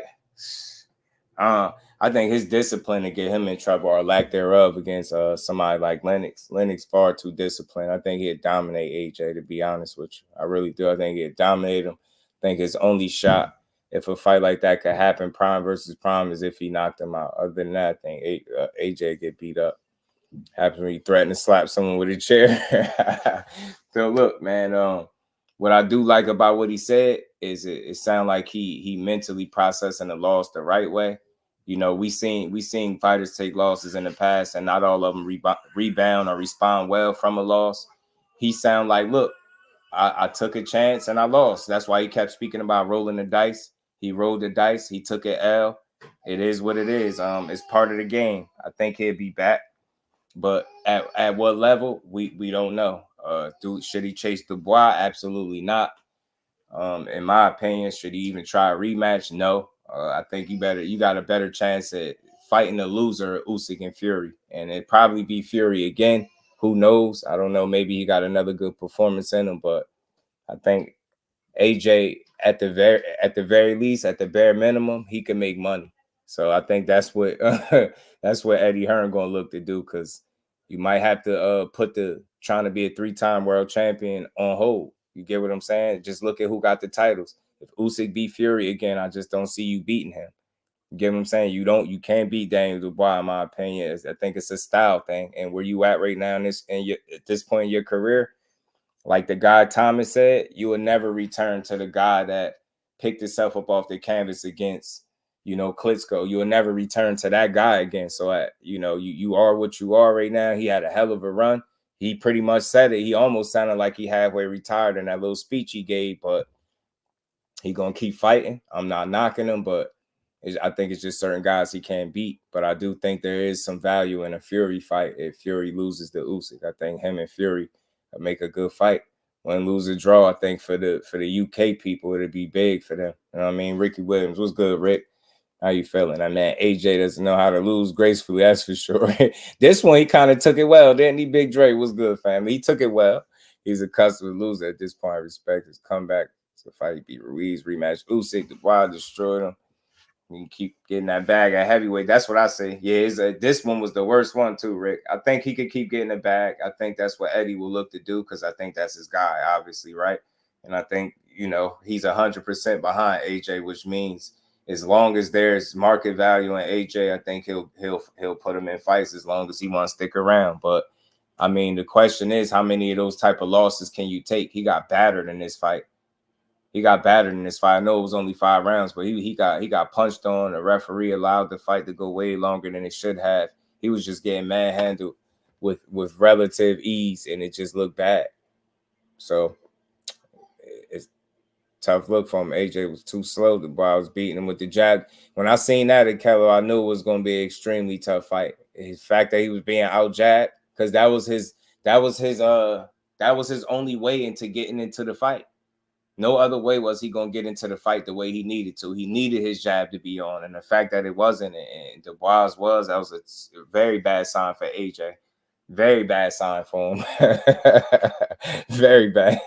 If you can't do the one thing that is going to allow you to get your offense on track with any type of consistency at all, you're in trouble. And you've seen it. He was getting out jabbed, out fought, out boxed, beat to the punch, pushed back. You know what I mean? He just looked bad. He just looked bad, man. It just wasn't his night at all. And I just don't think he can beat Daniel Dubois. I think it is what it is. Yeah, the look on his face was a little suspect to me. I didn't like the look on his face. I didn't like it. Losing his identity, in my opinion. He got some KOs, and he doesn't want to box to get the KO, in my humble opinion. I get you. I think it's crazy, because I felt like before this fight, I felt like the fights that he took, the matchups it served a purpose. I think they were good confidence builders, but in hindsight, I guess it built a false sense of security. I guess you get what I'm saying. I guess it built a false sense of security, and the first time he got in there with somebody that didn't allow him the time to sit back there and be patient with his jab, pick his spots, and build his confidence, get his offense on track. The first time he ran into that since losing, you know, got all bad for him. Because again, Daniel Dubois just didn't allow shit. He didn't allow him to do anything, bro. Back and watch the fights, the DJ did with Benn, and it's night and day. Yeah, I appreciate his accent. I'm preparing for that's what I'm saying. I was thinking they allowed him to build confidence though, Rob. They did help. He did help.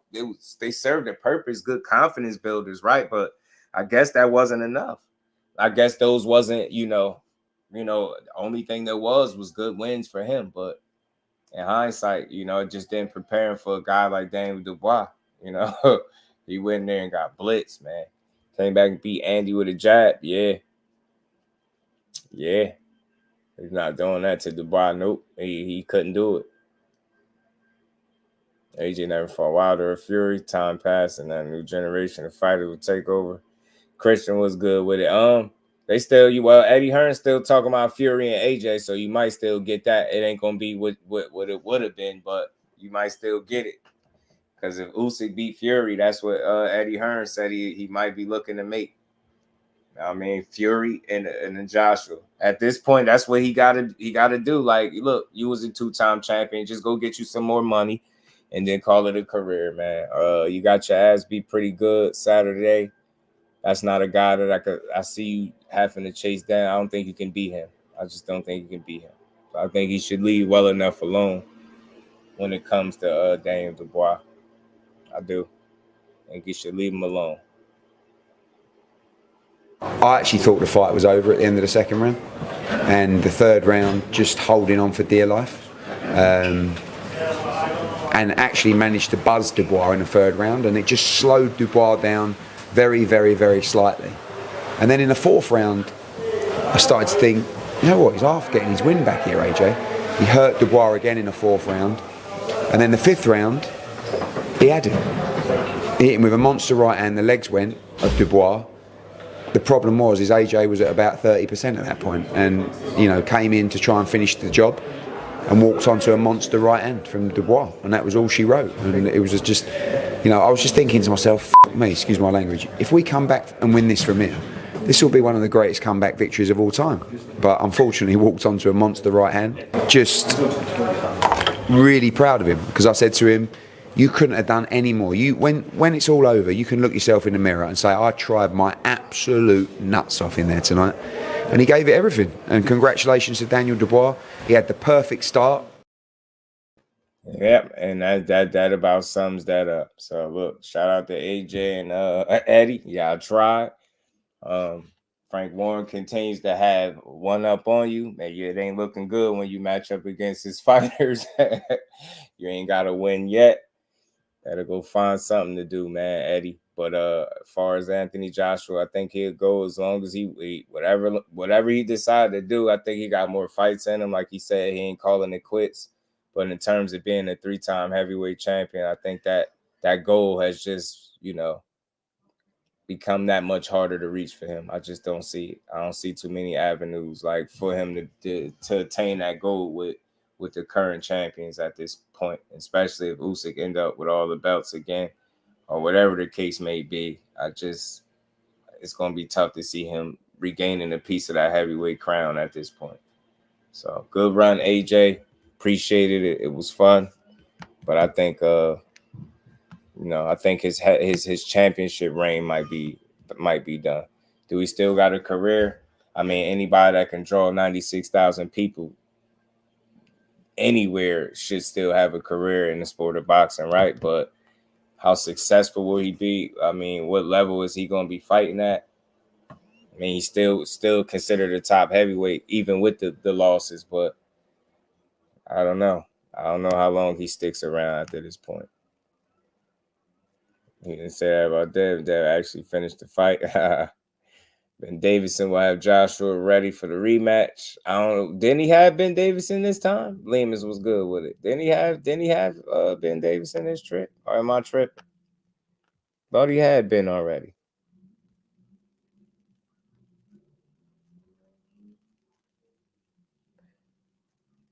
I thought he already had him as a trainer.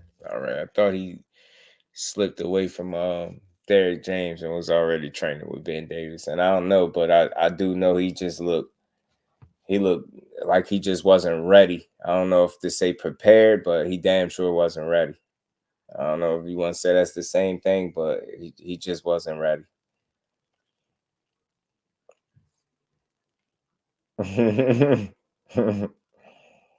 Right.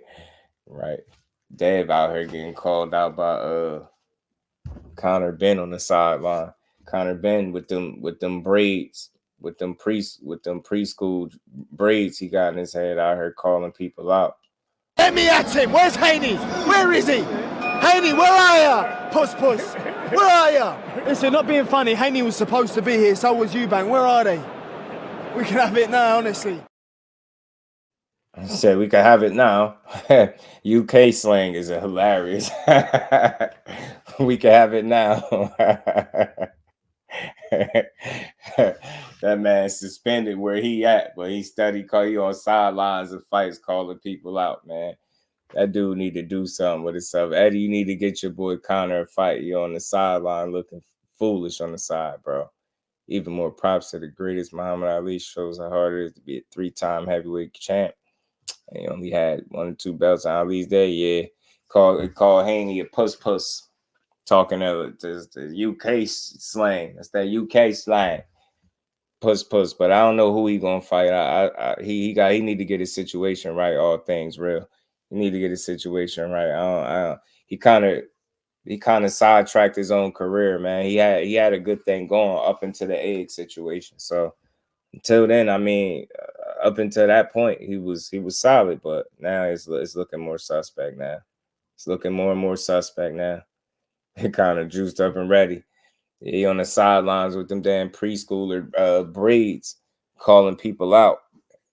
Devin Haney ain't at 147 yet. Rude, my guy, was good with it. Devin Haney ain't at 147 yet, and I doubt if he'll be there in his next fight. Who knows? But I doubt it. Conor Benn, he need to fight somebody though. He really do. He really do need to go fight somebody. But I don't care for him at this point. Calling a man a bloody wank. Rule was good. Bloody wank. Yeah, they slang is hilarious, bro. Man, gotta stop it, man. Gotta stop it. He said he took Devin Haney's seat, some corny stuff like that. Took his seat and he ain't do nothing. Said, is it true Eddie will give Haney a ticket to the AJ fight? Speaking of that, let's talk about it for a second, because did y'all see the little tweets he was putting out? Eddie said he hit him 6 o'clock in the morning or something like that, asking about a ticket. He told him to drop the arrogance. He told him to drop the arrogance, and he told him he'd take care of his fighters first. So he basically let Haney know, you hit me at the wrong time, early as hell in the morning, like you one of my fighters, and you not. Asking about tickets. He said, go get the tickets from somebody else. I take care of my fighters first. So he basically letting them know, you're not priority. Don't hit my phone 6 o'clock in the morning asking for no tickets for no fight. Get what I'm saying? Call somebody else. That's what he said. Told Haney call somebody else. Conor Benn's the hardest punch in welterweight history. Kevin said he was gonna give Earl the chocolate brown. Yeah, Kell Brook was strange. But so that was the little thing I think with that, Mr. Empire. He just told him to drop the arrogance. I guess he felt like he's entitled to get tickets because they did business before, but he told him, Dev said he fake, he a snake, and he act like he care about him and he don't. He went on, I seen the post. But I think Eddie just being Eddie, he's showing you that you're not a priority if you're not his fighter. So it's that simple. You know what I'm saying? I don't think he mistreating you, but that just lets you know where you stand with him pretty much. You know what I mean? You know where you stand. Bang my line. Yeah, at 6 in the morning, asking for no damn tickets. David Dev strikes again. Kyle, what's good with it, my guy? Yeah, that's what he said to him. You know what I'm saying? Don't hit my line. Hold on. Matter of fact, I think I got the video. Hold on. at the end of the year in an easy fight. Like, that was a tough fight against Ryan Garcia. Come back, you know, maybe a catch weight between 140 and 147. But yeah, you know, obviously very close to Devin, and love to see him back in the game. Is he going to be with Paro in Australia? I don't think so, no. Would you guys go into the rematch with Ryan right away? That's up to Devin. You know, my advice, no. So you see, there you go. That was their little back and forth right there. The flew all the way to the UK without having tickets. I knew this man was gonna have fun with it. Y'all crazy. I ain't gonna start. I ain't messing with y'all today. Not messing with y'all, bro. Not messing with y'all. This was Dev right here. That somebody posted this. Tito Mercado chimed in. You know, he said his face still swollen. Tito said his face still swollen, y'all. Face still swollen. That's what Tito said. Tito Mercado, y'all, is on a Boots undercard too as well. Ooh, wow. Damn, he said Mega Man. Y'all crazy. I don't know who sent this to me. I don't remember, yo. It has been 1,835 days since Devin Haney last won a fight by knockout. See, this is why I don't be checking my DMs when y'all be like, check your DM, yo. Check your DM. Y'all try to set me up. Carmel Moulton was 11 years. Y'all crazy. Who came up with this? Who did this? Who did this, yo? Who sent this to me, yo? I know one of y'all is in the chat. Who sent this to me? It's been 1,835 days since Devin Haney last won a fight via knockout. Carmel Moulton was 11 years old. Donald Trump was president 12 months before COVID was discovered. Manny Pacquiao was world champion. Abdullah Mason was 13 years old. Yo, y'all crazy, yo. Who's this? Hazley Without Me was #1. Eminem was in his early 40s. Surviving. R. Kelly premiered on Lifetime. Canelo Alvarez turned 28 years old. Y'all crazy. Black Panther was the #1 movie. Somebody, well, who took the time? Alexander Usyk was a cruiserweight. Boots Ennis was still fighting 8-rounders. HBO and Showtime were thriving in boxing, and Joe Biden had yet to fall over in public. Wow. Who took the time to do this? Y'all crazy. Y'all crazy. Yeah.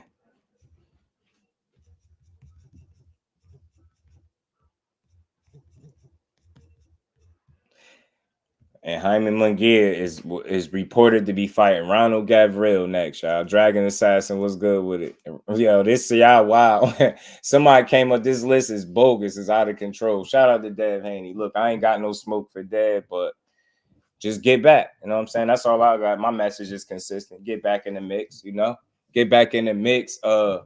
It's funny, y'all, all jokes aside, it's funny how Conor Benn is sitting on the sideline calling for Devin Haney, and then you hear his promoter, which is Eddie Hearn, talking about he think Devin should come back at 147 or a catch weight. Sound like he probably be setting up a Conor Benn fight, huh? Get his man Conor a fight with Dev. That's why y'all are giving that a piece of Devin's jaw looking swollen in that jaw. In that pick. Yeah. I think that was the one. They crazy. I don't know. I forgot who sent this to me. Y'all crazy. Y'all always sending me this stuff, man. Y'all crazy. But shout out to Dead, man. Just get back. You know what I mean? Yeah, Munguia staying busy with a Ronald Gavril fight because I suppose he'll definitely beat that guy for sure. You know what I'm saying? Yeah, you gotta take that L, man. You know, you ain't got to, but he took one. Now you just bounce back from it. You get what I'm saying? You just bounce back from it. So, as far as the Devin Haney stuff, look, him and Eddie Hearn is just showing him that he's not a priority because he's not working with him. So, I don't know. You make it out what you will. If you want to call him a snake for that, I guess. But if you ain't got no type of obligation to somebody, but unless like Devin Haney been saying, he's been acting like he your boy.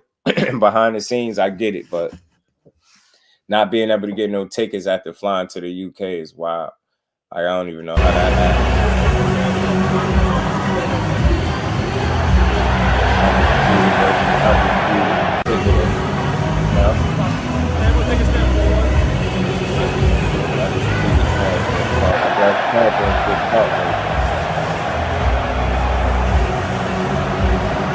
championship talk right there.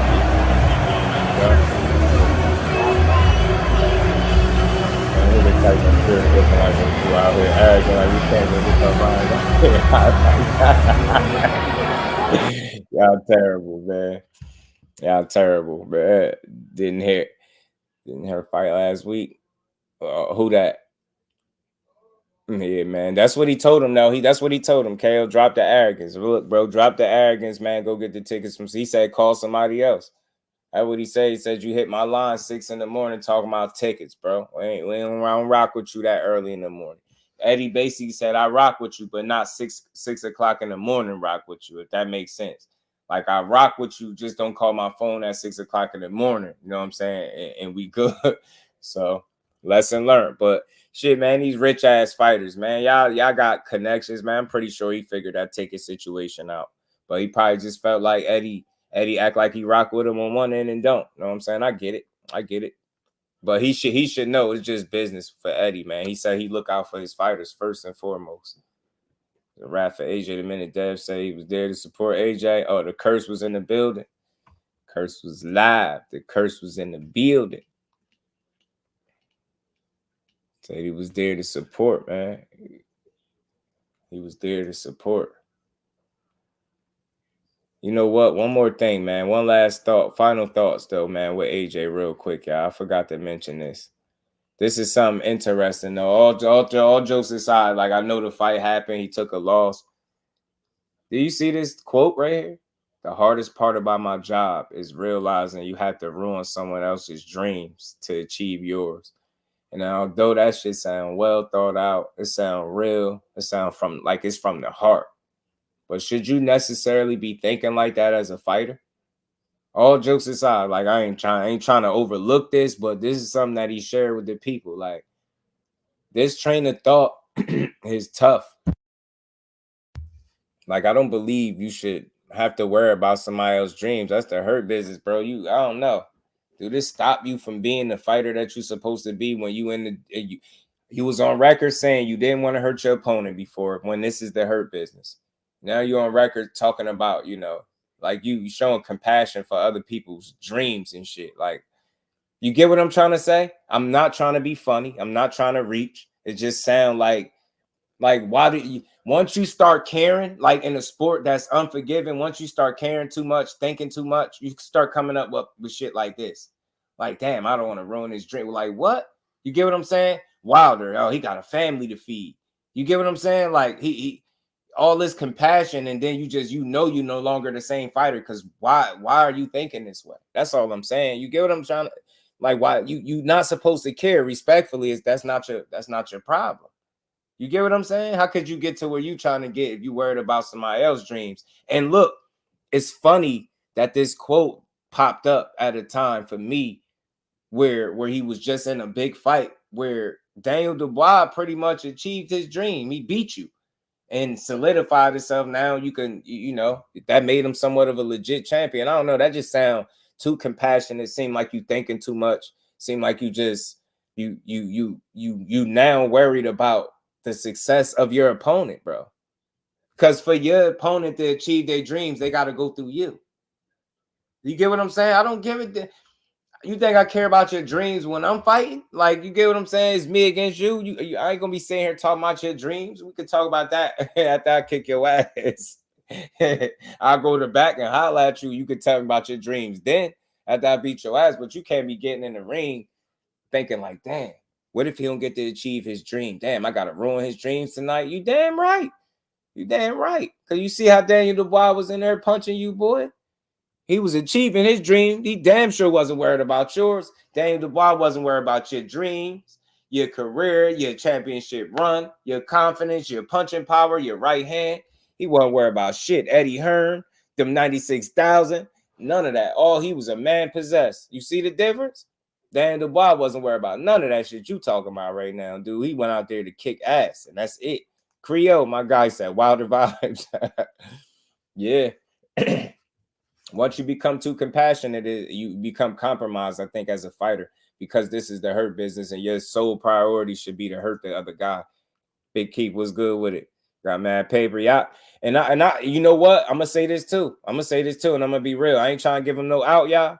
But when you made as much money as they report that he made, you done been knocked up beside your head, knocked out, and stopped and beat up, outboxed, embarrassed, and flip out. I don't know. How long can he remain hungry? You get what I'm saying? He said it's not over, but how long could he remain hungry? And I think it's at the point where hunger is just not enough. There's no way that you are as hungry as you was when you were fighting a Klitschko as you are now. There's just, it's not possible. I don't think so. I'm sorry. It's just not possible. You done made too much money. You done had a lot of success since then. You done had some ups, some downs, some rebounds. You good, bro. And look, this is just me being a real one.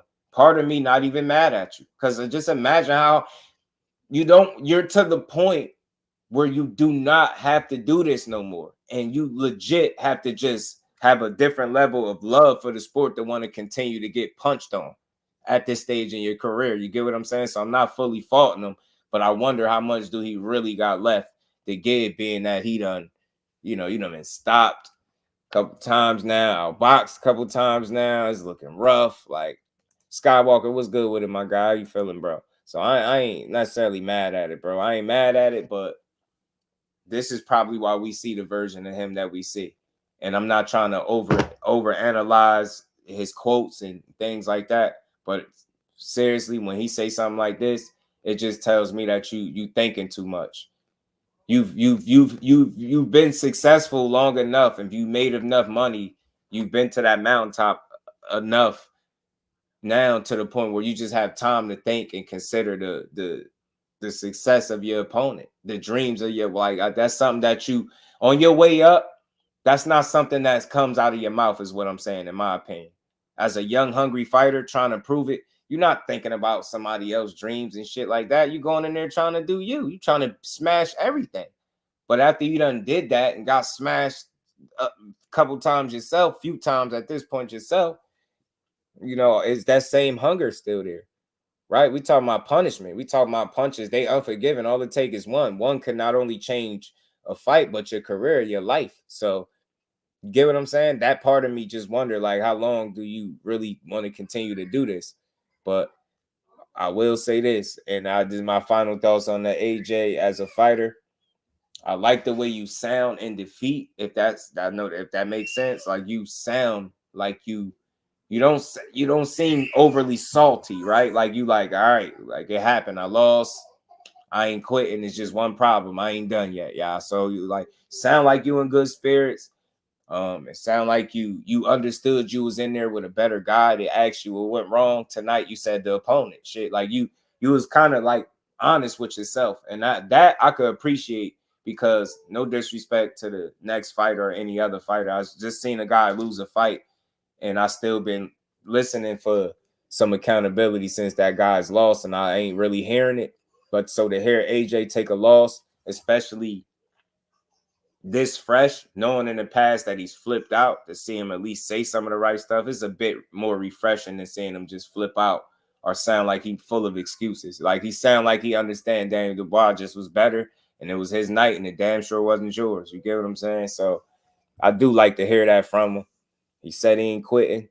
Let's see what he do next. Like I said, I think it's an avenue in boxing for him, because he's a ticket seller. Anybody that, who could draw 96K, gonna have a future in boxing. But I think it's gonna come to the point where, how long do it make sense to continue to do this, right? And at what cost, for real? Because you took a real beating from Daniel Dubois. These are heavyweights. These fights ain't gonna just start getting easier.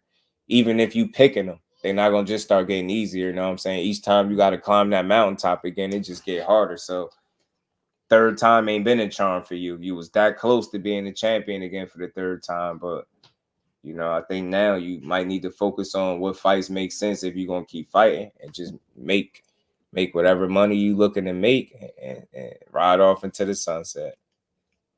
You know what I'm saying? You ain't got much else to prove. You get what I'm saying? Unless you fighting Wilder or Fury at this point. Lion was good with it.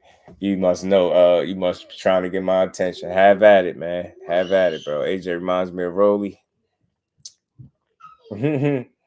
Tries to get them Bambi legs immediately. It's just different. It's crazy because it's the heavyweight division, right? And he's been knocked out by Ruiz, who's you can understand that, and Dubois can understand that. So I get it, but AJ just, I think he need to put the title dreams on hold. I think that's it. His title run might be, that might have been it. Saturday. And then this is Mr. Anthony Yard speaking for AJ. AJ must see how fake everyone is, from being so loved to getting hated and laughed at for losing. Give this man some respect. He literally revived heavyweight boxing. No, don't agree. I don't agree. He added to, the heavyweight division. Don't get me wrong. He was exciting for years. He definitely was, but I don't think he revived heavyweight boxing. I think that title more so fits Wilder because of the way he blazed the scene and how regular of a occurrence it was to see him have one of them highlight reel knockouts. AJ has had some of those himself, but I don't think we quite seen anything like Wilder. I think if you just had to step back and look at both of their careers in terms of you talking about like shock value, entertainment, I think Wilder takes that, comfortably. It's simple. The performances speak for themselves. The knockouts, should I say, highlight reel, viral type knockouts, and things speak for themselves. So, although he added to the heavyweight division for sure, respect to AJ, man, but nah. And I think he avoided the one guy that would have put an end to all of that. There's no telling how his career would have ended if he'd have fought Wilder when he should have. You know what I'm saying? Because I think it would have went bad for him. And I think he and Eddie Hearn and the rest of them know that too. That's why we never seen it. Yard falsely added anything to make himself relevant and blew out your Yard, make him name. I like Anthony Yard, but I don't think he's right about that one though. Let me get that off of there though. Kello says Devin coming back this year. I think that's in the air. Because he ain't fighting Paro. He ain't fighting Paro next. So, Devin coming back. It's like, who he gonna fight? I wonder if he come back this year. I've seen him in the gym. He looked like he was working out again, which is good to see him getting back in the mix. I wonder, do we see him this year? You know what I mean? Now that he ain't fighting Paro. That would have been a tough fight for him, a respectable one, too. When he lost to Usyk. The UK, they fool themselves like that, bro. Yeah, wow, there's no defense. Once he gas out, he done for shit. Once any fighter gas out, they done for the most part. Wilder had a hell of a career, man. He overachieved, man. If you understand the story of Wilder, you understand that man overachieved. He was an anomaly in boxing, and that's how I'm always look at him. Win, lose, or draw, man. He did. He gave it his best shot. You did. Let me get this out of here, man. This too. DBT, Dr. Boxing Talk. What's good with it? Sandor or Puyo fight schedule? I'm not sure about that. I don't know. I think both fight Wilder did for us in the U.S., but Yard is a UK cat. Like it hit there for them. Yeah. And again, I think he just strictly speaking to the ones that's laughing at him for losing. I mean, everybody get memed and laughed at when they lose. You know what I'm saying? But it's part of the game. I never slighted AJ for the loss. I know what I'm saying? I always knew Daniel Dubois was a live dog. You know what I'm saying? I respect him for going out there and not quitting in the fight. He was getting his ass kicked, though. He ain't quit. He hung in there. That's what Eddie said. Eddie said he should come back at 147 or a catch weight. That's what he said. See, back around, just don't miss it. Yeah. I get you. Yeah, I want to see how you're going to bounce back, bro. I really do want to see how he come back from the Ryan Garcia situation, man. It should be fun. It should be interesting to see, man. I'm here for it, Haney. We here to see it, man. We here for you, man. Let's keep rolling, man. I got something else I seen that I like. I seen my boy Keyshawn calling for smoke, man. Seen my boy Keyshawn Davis calling for smoke. Calling out the whole Vargas clan. Go from the father to the youngest brother in the same night. Tell him to set it up. The Davis brothers versus the Vargas brothers. Tell him to set it up, man. And I don't care which brother I fight. And the father can get it. The father can get it too. I don't have we don't even have that. We don't even know what that is. We don't have that. This is my boy right here. We don't need that. Davis brothers versus the Vargas brothers. Top rank. Set it up. I ain't even playing. They talk all that shit. Bro, y'all. Tell him to set it up, bro.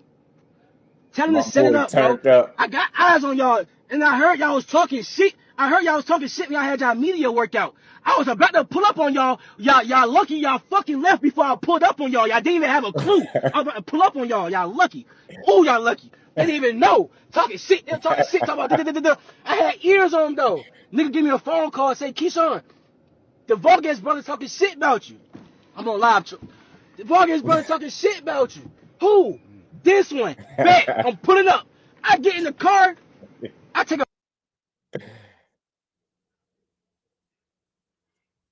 It's bad. It's bad. Yo, they still bro. there?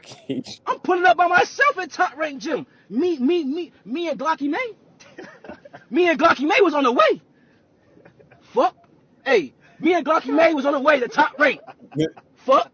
Troy, I ain't bullshitting. Shit.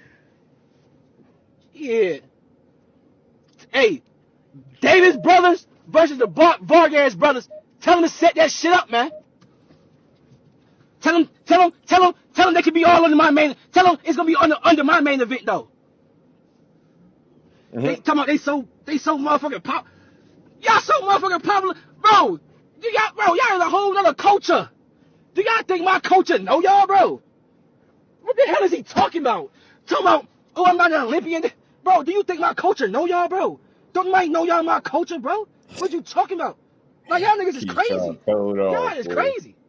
It's not even no comparison when it comes to the businessman and the Vargas brothers. But since you want to make it a brother thing, Davis brothers versus the Vargas brothers. Because y'all can't compare to me. Let's make that clear.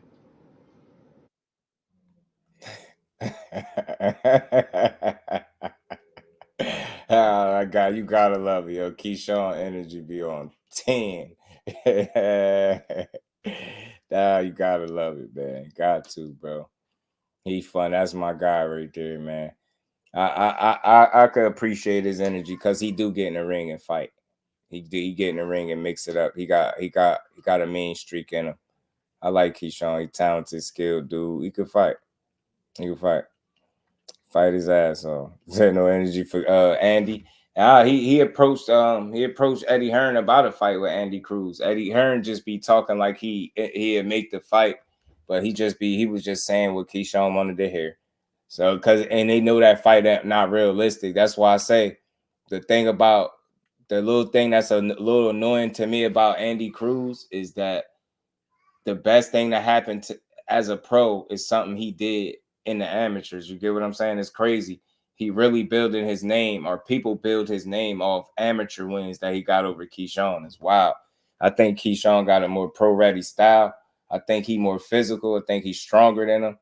I like his chances in a fight right now against Andy Cruz. I don't think the amateur fights would be any indication of what would happen in a fight right now if there was a fight. Seeing him out there getting clipped by Antonio Moran, and I get it, all fighters get clipped, but Keyshawn would have beat the hell out of Antonio Moran, in my opinion. I don't like triangle theories, but just looking at it, I like Andy Cruz. Very talented, great motor.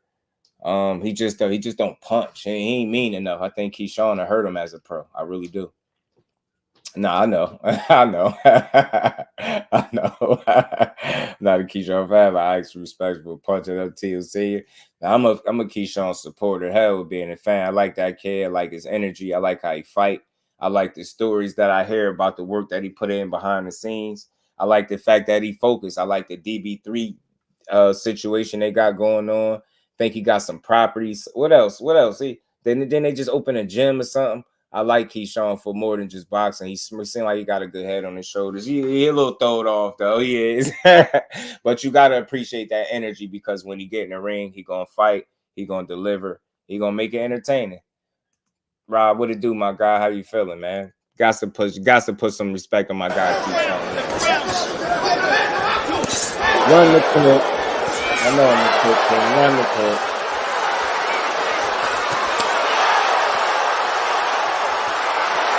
My boy, bro. How you don't like that? How you don't like that work? How you don't like that work?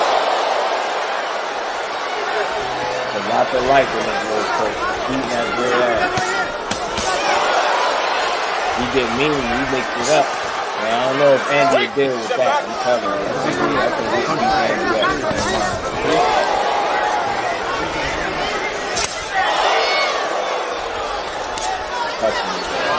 I do tough as hell too, boy. I know he had a headache. I know he had a migraine for days getting punched like that. Jose Benavidez Sr. Yeah, he calmed down. He used to be a little bit with it, man. A little bit. Yeah, I don't like triangle theories, but you know, just because he beat one don't mean he beat the other. But still, the way I think Keyshawn to beat him, they tell me, nah, he ain't got it, man. I ain't picking Andy Cruz over him because of some amateur win. Dragon Assassin was good, my guy. You said Keyshawn was a G in his last fight. Yeah, that was his last fight right there. He the goods. I just seen the way he looked. It's more than that fight. It ain't just that fight. They got a common opponent. I think Andy Cruz fought somebody. What's the guy name? Was it Burgos? I think they got a common opponent. And Burgos. It's just Keyshawn is more mean to me, more pro ready. I mean, he'll get in there and mix it up and actually hurt you. You seen Andy Cruz got to kind of force the issue because he's not naturally that.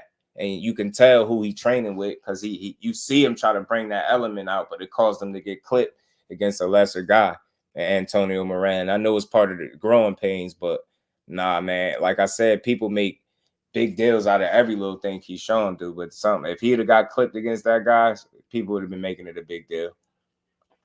He should have dropped the link. She would not stand for this Keyshawn. Hey, he gonna always get his just due over here. You ain't got no reason. I mean, I don't even know why people don't like. I'm talking about the fighter. I don't know about the personal stuff. I don't meet a lot of these fighters that know him. So as far as the fighter, man, he can fight. He checking the boxes, man. He do what he do.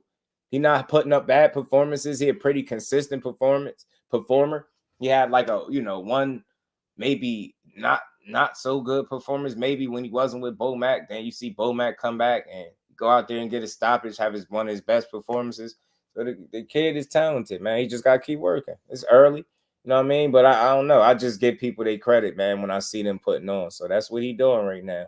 So, yeah, I don't see Andy Cruz beating him right now. I'm sorry. Not right now, I don't. Andy Cruz is early, though. And I think they know that. That's why they not really trying to make that fight right now. I don't know. I mean, I don't even think it makes sense.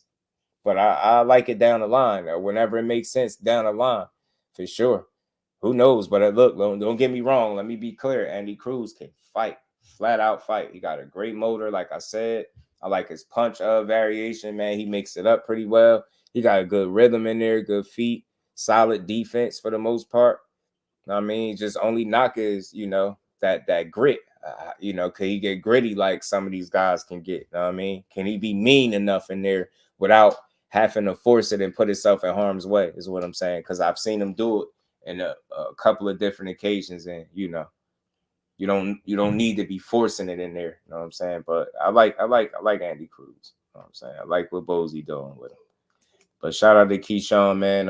I like the Vargas brothers personally, too. Like, I ain't, no favorites and none of that. But the Davis brothers, I do appreciate them. Kelvin, you got Kelvin, Keyshawn, and then Keon, the youngest one that's making his pro debut on Keyshawn card in November. So shout out to DB3, but definitely big salute to the Vargas family, man. They talented too, man. Emiliano Vargas can fight his ass off. Keyshawn's supposed to talk how he talk, but I ain't no fool. Them kids can fight. They got it in their blood. They pops was a hell of a scrapper, and they can fight too. I think the most talented one, obviously, in my opinion, though, is just Emiliano. They all talented, but I think Emiliano could go the farthest. I'm pretty sure they might feel that way too, because he He look like he got something, man. I'm telling you, that kid can fight. And he just had a fight this Friday, matter of fact, and he beat the hell out of his opponent, so he can fight, bro. Keyshawn versus Cruz, yeah, that would be another L for Hearn. Yeah, he don't want that right now. 704 Joe, what it do, my guy? But yeah, look, man, he's good, man. It won't be no easy fight. It'll be competitive, but I got Keyshawn winning right now if they fought. Emiliano been looking bad. Bad? You think so? Kurt does say what's up with Dev, saying Till turned down the fight. Oh, I don't know if you was here. You weren't here when I told y'all that. I think people think I just be making stuff up sometimes. Yeah, man. The thing is, Turkey Al-Sheikh was in the mix. He had a deal in place on the table for Tio and Devin Haney. It was pretty much signed and sealed, or pretty much, I don't want to say done, but it was there. It was a real option. It was an offer for him to fight. Let me say it that way. And he told them he was going in another direction. You know what I mean? Lewis 45 Hundo was good, my guy. Yes, yeah, Kurt. So that's real. Yeah, he did. And I told you, if you go look, I did a live on it. I said what Tio turned down 2 fights with who. I put that in the title, and that one of them was Devin Haney, and the other one, who else? Devin, Brian Norman. He said no to. That's why he on the sideline right now. Teofimo Lopez is on the sideline because he is turning down fights, and him in Top Rank is at odds right now because of him not being willing to go out there and take no challenges, bro. He said, Bam? Nah, Bam ain't ducking nobody, bro. Boxing matchups, D free. What it do, my guy? Yeah, Bam ain't ducking nobody. That dude got one of the best resumes of any young fighter in boxing, bro. He ain't ducking. He just got a path, and it's a great one. You know what I'm saying? I don't see him as a duck. I get what you're saying. You just want, it's some people you would like to see him mix it up with, but I think those fights will happen. He's still very young, bro, but that's a real fighter if you ever seen one. Real talent, well schooled, man. He the goods, man. Bam is it. All these chumps turning down Tank. Man, I could say this, man. I don't, because everybody get different information, Kurt. So I can't tell nobody what their information is. For me, everything I come across, the only fighter that I know that's turned Tank down is Loma right now, and that's still up in the air because I hear it's a fight that they looking to revisit potentially. So I don't know if he fully turned it down yet, but I think for me, for my money, I think that's the only fight that we really know for sure. And the information was out there. We know it was negotiations with them too, right? No other fighter do I know was any other negotiations with. I don't have, none of that information unless something else happened that I missed. But I think the only fighter that, and I think this is in his career, I think it would be Loma, would be the first one. So I can't say Shakur did it. Like I said, I've been spoke on that. I don't even like the conversation no more. But like I said, only person I know for sure is Loma. For sure, without no narratives and no just, overly speculating and making it up. Yeah. Because you gotta be a fool, man. You gotta be a fool to say no to that fight. And for me, respectfully, any fighter that I get definitive proof that you a young up-and-coming guy, you claim to be a top guy, and you got an opportunity to fight him, and you say no, I mean, you got to call it what it is. You don't want no smoke, I hate, I don't hate it. I'm going to call it what it is. I don't care who it is, what fighter. I don't care if you turn down that, what is looked at as your biggest payday and your opportunity to kind of really get a real name on your resume too. It's a lot that come with that. So it's so many reasons to say yes to a Tank fight, and it's not enough reasons to say no for me to be cool with somebody making up reasons why they can't fight him. I'm just not trying to hear it. And that goes for any fighter. I mean, any fighter. So for me, everything I gathered, Lomachenko was saying not right now. No, I'm never going to fight him. I don't know if anything's changed since then, but like I said, I heard they was looking to revisit that fight for the first quarter of next year. Now we got to see anything subject to change because it's boxing. You know how that go. But that's what I was hearing, and we're going to see. So I think if they end up getting a fight made, then I can't. For me, I'm not calling him a duck. I'm going to say he stalled the hell out of the situation, but I won't call him a duck if you eventually fight him. If you come back, you fight a lesser guy and then don't ever fight him, that's clear as day. You wanted nothing to do with that man. But like I said, some of the stuff that I was hearing is you know, I guess it's based on the time frame of things, right? And I think, you know, Loma saying he not in the mood was unexpected. I don't think nobody planned for that, right? You know what I'm saying? I ain't saying all 8 marbles was in one hat, but you get me. You know what I mean? Who the hell would say no to that opportunity, especially coming off a knockout win? The unify belts now and make money, like who the hell gonna say no? The event, the stage, like who's gonna say no to that? So I think that threw things off with Loma doing that, and it in hindsight, it was a missed opportunity. It's not on Tank, but PBC, I don't think they reached out to everybody and tried to make fights with everybody. I don't. So I'm looking forward to it. Ryo Trainer said they turned down a chance. Yeah, for right now, because he said you know, he had like a 4 or 5 month training camp. So he was taking the rest of the year off or something like that. And then you also got that Pitbull Cruz situation with that potential rematch clause looming. So, right, you know, there's some things, some little hurdles right there before you could just get to a Tank fight. You know what I mean? So, and then they said it was for 135 and Ryo was at 140. So, there, you know, you already see the issue in and of itself right there. You know what I'm saying? I just think they ran out of options, bro. I really do. Really do. Because I think one of the harsh realities for people to understand is none of these dudes don't even run their own careers, let alone one fighter dictating everybody else's career. So, you know, I think some people are realistic and understand that opportunity ain't going to be there for them. So you got to go make moves until, you know what I mean? You just got to go continue your career, go make moves, go get you fights, go stay busy until you get that opportunity. That's the only thing you can do. Dumbass with Texas was good with it. And don't make moves to, you know, take the fight off the table for yourself. And why Keyshawn wants smoke with them Vargas brothers. I like the Vargas brothers though, man. I just hope it stay boxing though. That's all. But I like his energy, but I like the Vargas brothers, man. I can't lie. I do. They can fight. My boy Andy. I know people keep saying that, but that shit is so not realistic, man. Andy Cruz is a waste of time.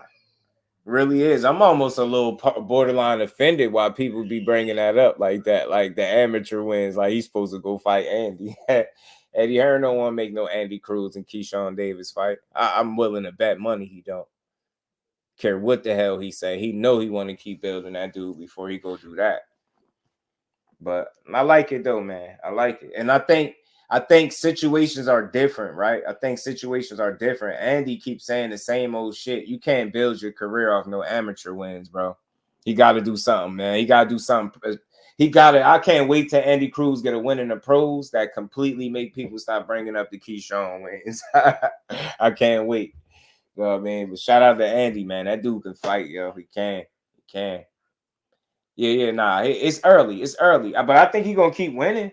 I think Andy gonna keep winning. He's gonna be around. They're gonna be around. I think they bound to see each other, and I hope the powers that be make the fight, bro. I think it'll be a great fight down the line. But I think right now it'll just be early for him. I think it'd be early for him. Yeah, Ben Davison was with Joshua in his last fight, huh? Okay, yeah, he's right. Yeah, Keyshawn got some options, man. I hope he get a belt soon, man. Might as well. Why not? He working. He working there. He getting there. My son in the back is going berserk. Jay Grant was good with Keyshawn. And Andy's Keyshawn Pops. He wish he was. Is as old. That's because he old as hell. Old ass rookie.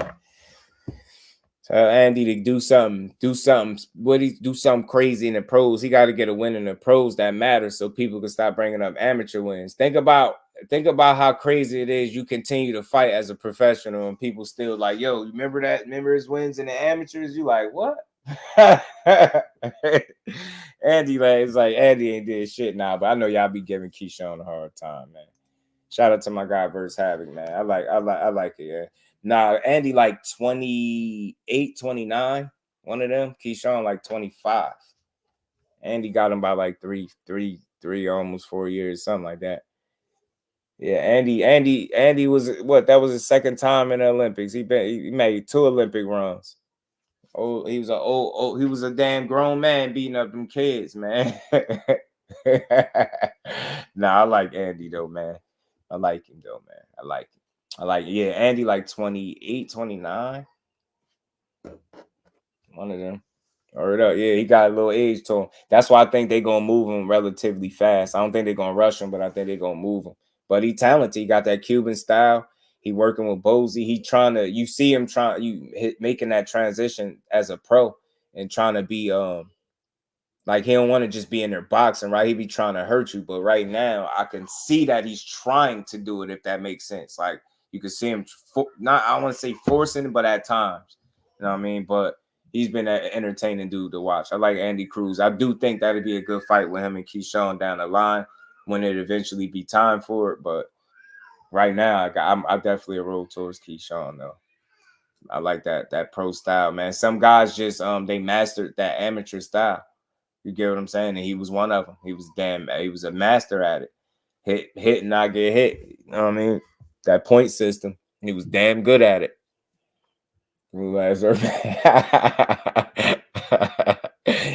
he definitely got popped for all you can do. Yeah, he got a little sting in them Jones. You know what I'm saying? You just gotta keep turning them Jones over. I think it's, it'll come with time. You know what I mean? A little skinny head ass, man. But I like Andy, man. Andy could fight, bro. Andy could fight.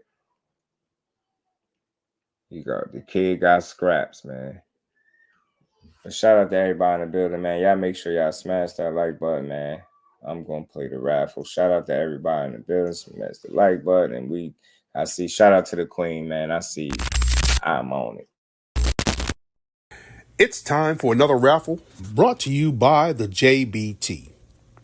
Our first item is a new 10th generation iPad with a liquid retina display which shows off beautiful color and has plenty of power for all your handheld computing needs. Great for work, play, or just movies on the go. How much is it to enter, you ask? Just $10. Or you can catch the deal with 3 entries for just $25. It's easy to enter. Just cash app your entries to $JBT Network 1. That's $JBT Network 1. Our second item is a set of Kenichi Bear Bluetooth noise-canceling headphones. Great for gaming, movies, or travel. As the second prize in this great raffle. Our third item is a Ninja brand air fryer. Great for all your air frying needs. Cooking healthy with the JBT. So send your entries via Cash App to JBT Network 1. That's JBT Network 1. $10 each or 3 for $25. Put raffle on the comment line and you are entered.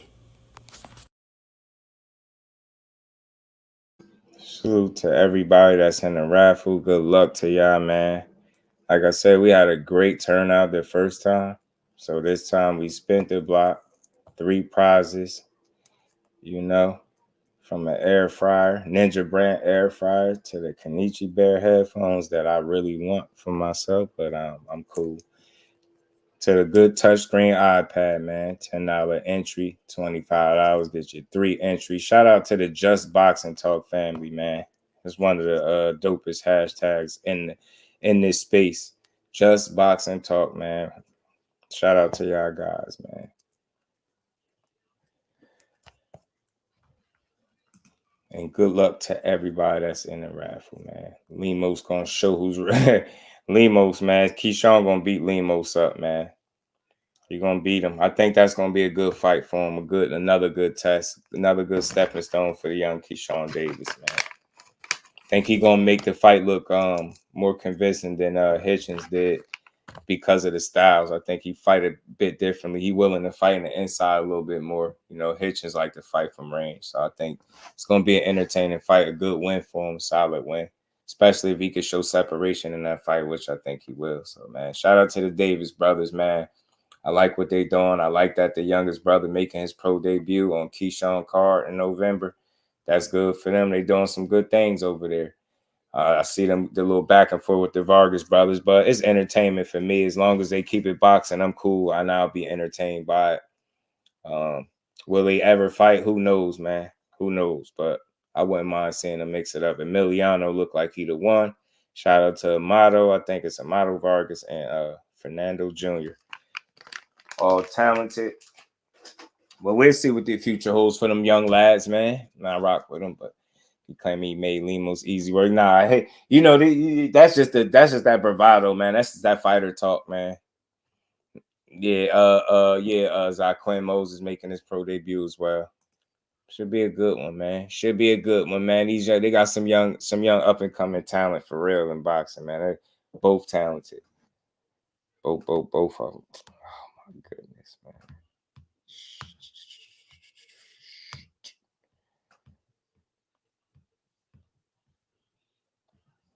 I'll get into that another time. Pardon me, y'all. Yo, Big Supreme. Yeah, nah, Emiliano is nice. He's the most complete for sure.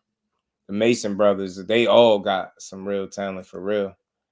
Just like the Vargas, but I think the Mason brothers, they on one, man. Especially Abdullah, man. He leading the pack. He's serious.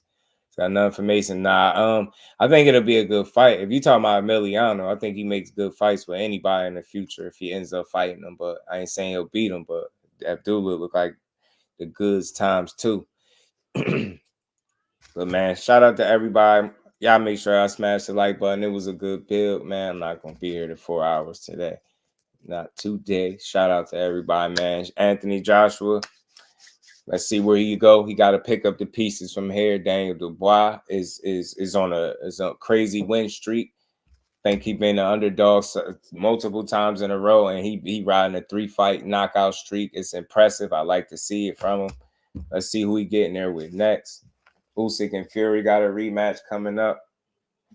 They're talking about putting AJ in there with Fury. That's still a sell. It'll be a fight that's worth watching, but AJ took a lot of punishment in this fight. I don't know what he gonna look like bouncing back, but we gonna see. Shout out to him. Like I said, man, sound like he dealing with the loss the right way. That's the least he can do, right?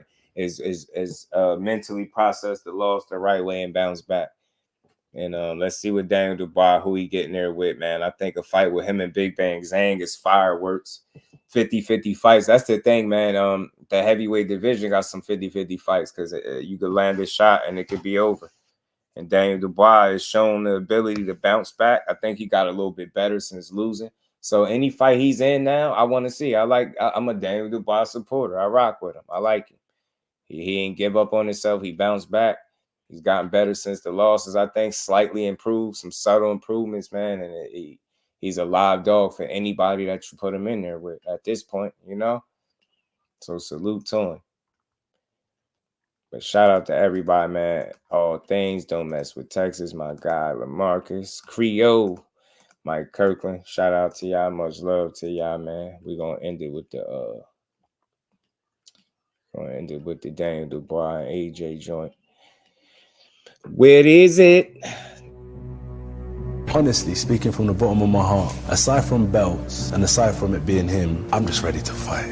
Let's go. If he wants to swing, go. Let's go now. Shut up, relax. Chair across your face. Don't disrespect. No, you can't intimidate me. Don't disrespect. You can't intimidate me. Don't disrespect. You can't intimidate me.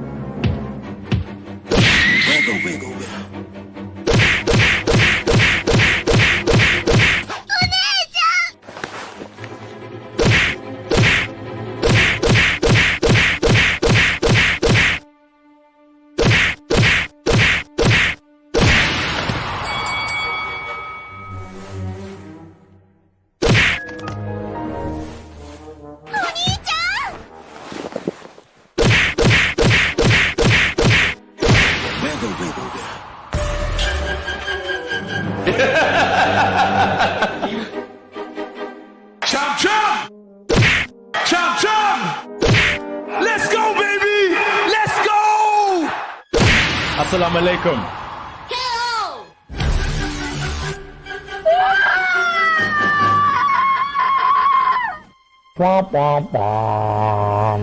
Retirement dosser. Anthony, how are you?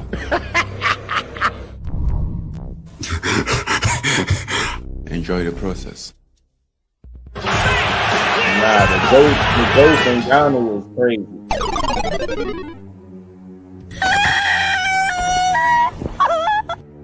Are you not entertained? Are you not entertained? I'm so proud of him because he never gave up. I'm sure he'll exercise that rematch clause. Sharp, relax. 3-time world heavyweight champion.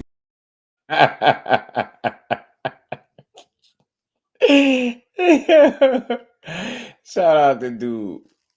Man, shout out to dude, man. I Grizzly was good. Them joints is man, them joints is hilarious. They're gold, comedy gold, man. Shout out to him. But shout out to boxing. AJ did his thing. I mean, Dubois did his thing. AJ showed a lot of grit, a lot of toughness, man. He ain't quit. He just got caught, and it's the heavyweight division. You know what I mean? I think Daniel Dubois was more equipped, better prepared to win on the night, and he executed at a high level, and AJ couldn't deal with it. Didn't allow him any comfortability, any opportunity to get comfortable, get his jab on track, and none of that. He just was on him from the word go. And at the heavyweight division, that's what happened when you get hit with big, clean, flush shots, So AJ said he went there and rolled the dice. He took a loss. It's part of the game. Let's see him bounce back now. See how he look on the bounce back, I'm all about the bounce back. Let's see what he do. He did it twice. See if he got one more in him. But like I said, I think he can still make money. But as far as being a champion, I don't know. So with that, that's all I got for today, man. I appreciate y'all. Much love to the family in the super chat, the cash chat. Much love. Salute to everybody. Hit the like button. That rocked out with your boy for today. We're going to be back tomorrow for sure to build on this good old boxing. Y'all already know. Y'all stupid. Peace to the Queen Aisha. Yeah, that's funny, man. I like the little cartoon. Same age as Boots, but everybody say time is not on Boots' side. Yeah, I mean, when you 27, I guess with a title and nobody in a division where people don't want to fight you, it makes it, but Boots still got time, But with that, man, much love to y'all, man. Y'all be smooth. Y'all enjoy the rest of y'all good Monday. Shout out to my guys, man. I think my good brother BVO will be coming on at 8, followed up with the Rise podcast at 9. So with that, man, I'll see all y'all tomorrow at 4 o'clock. Peace to the fam.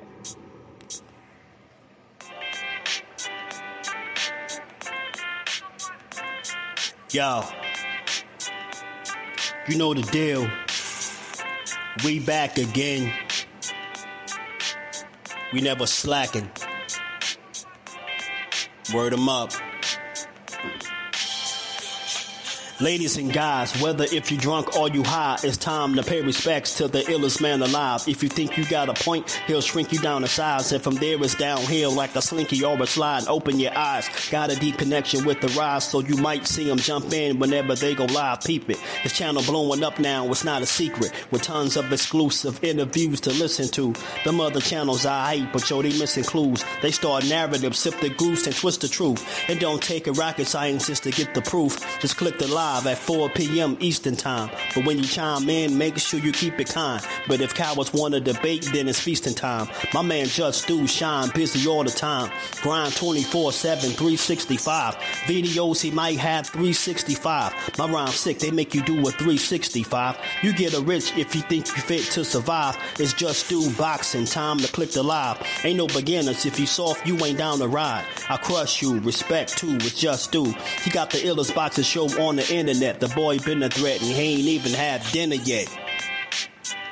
Word 'em up. Yeah. You know what time it is.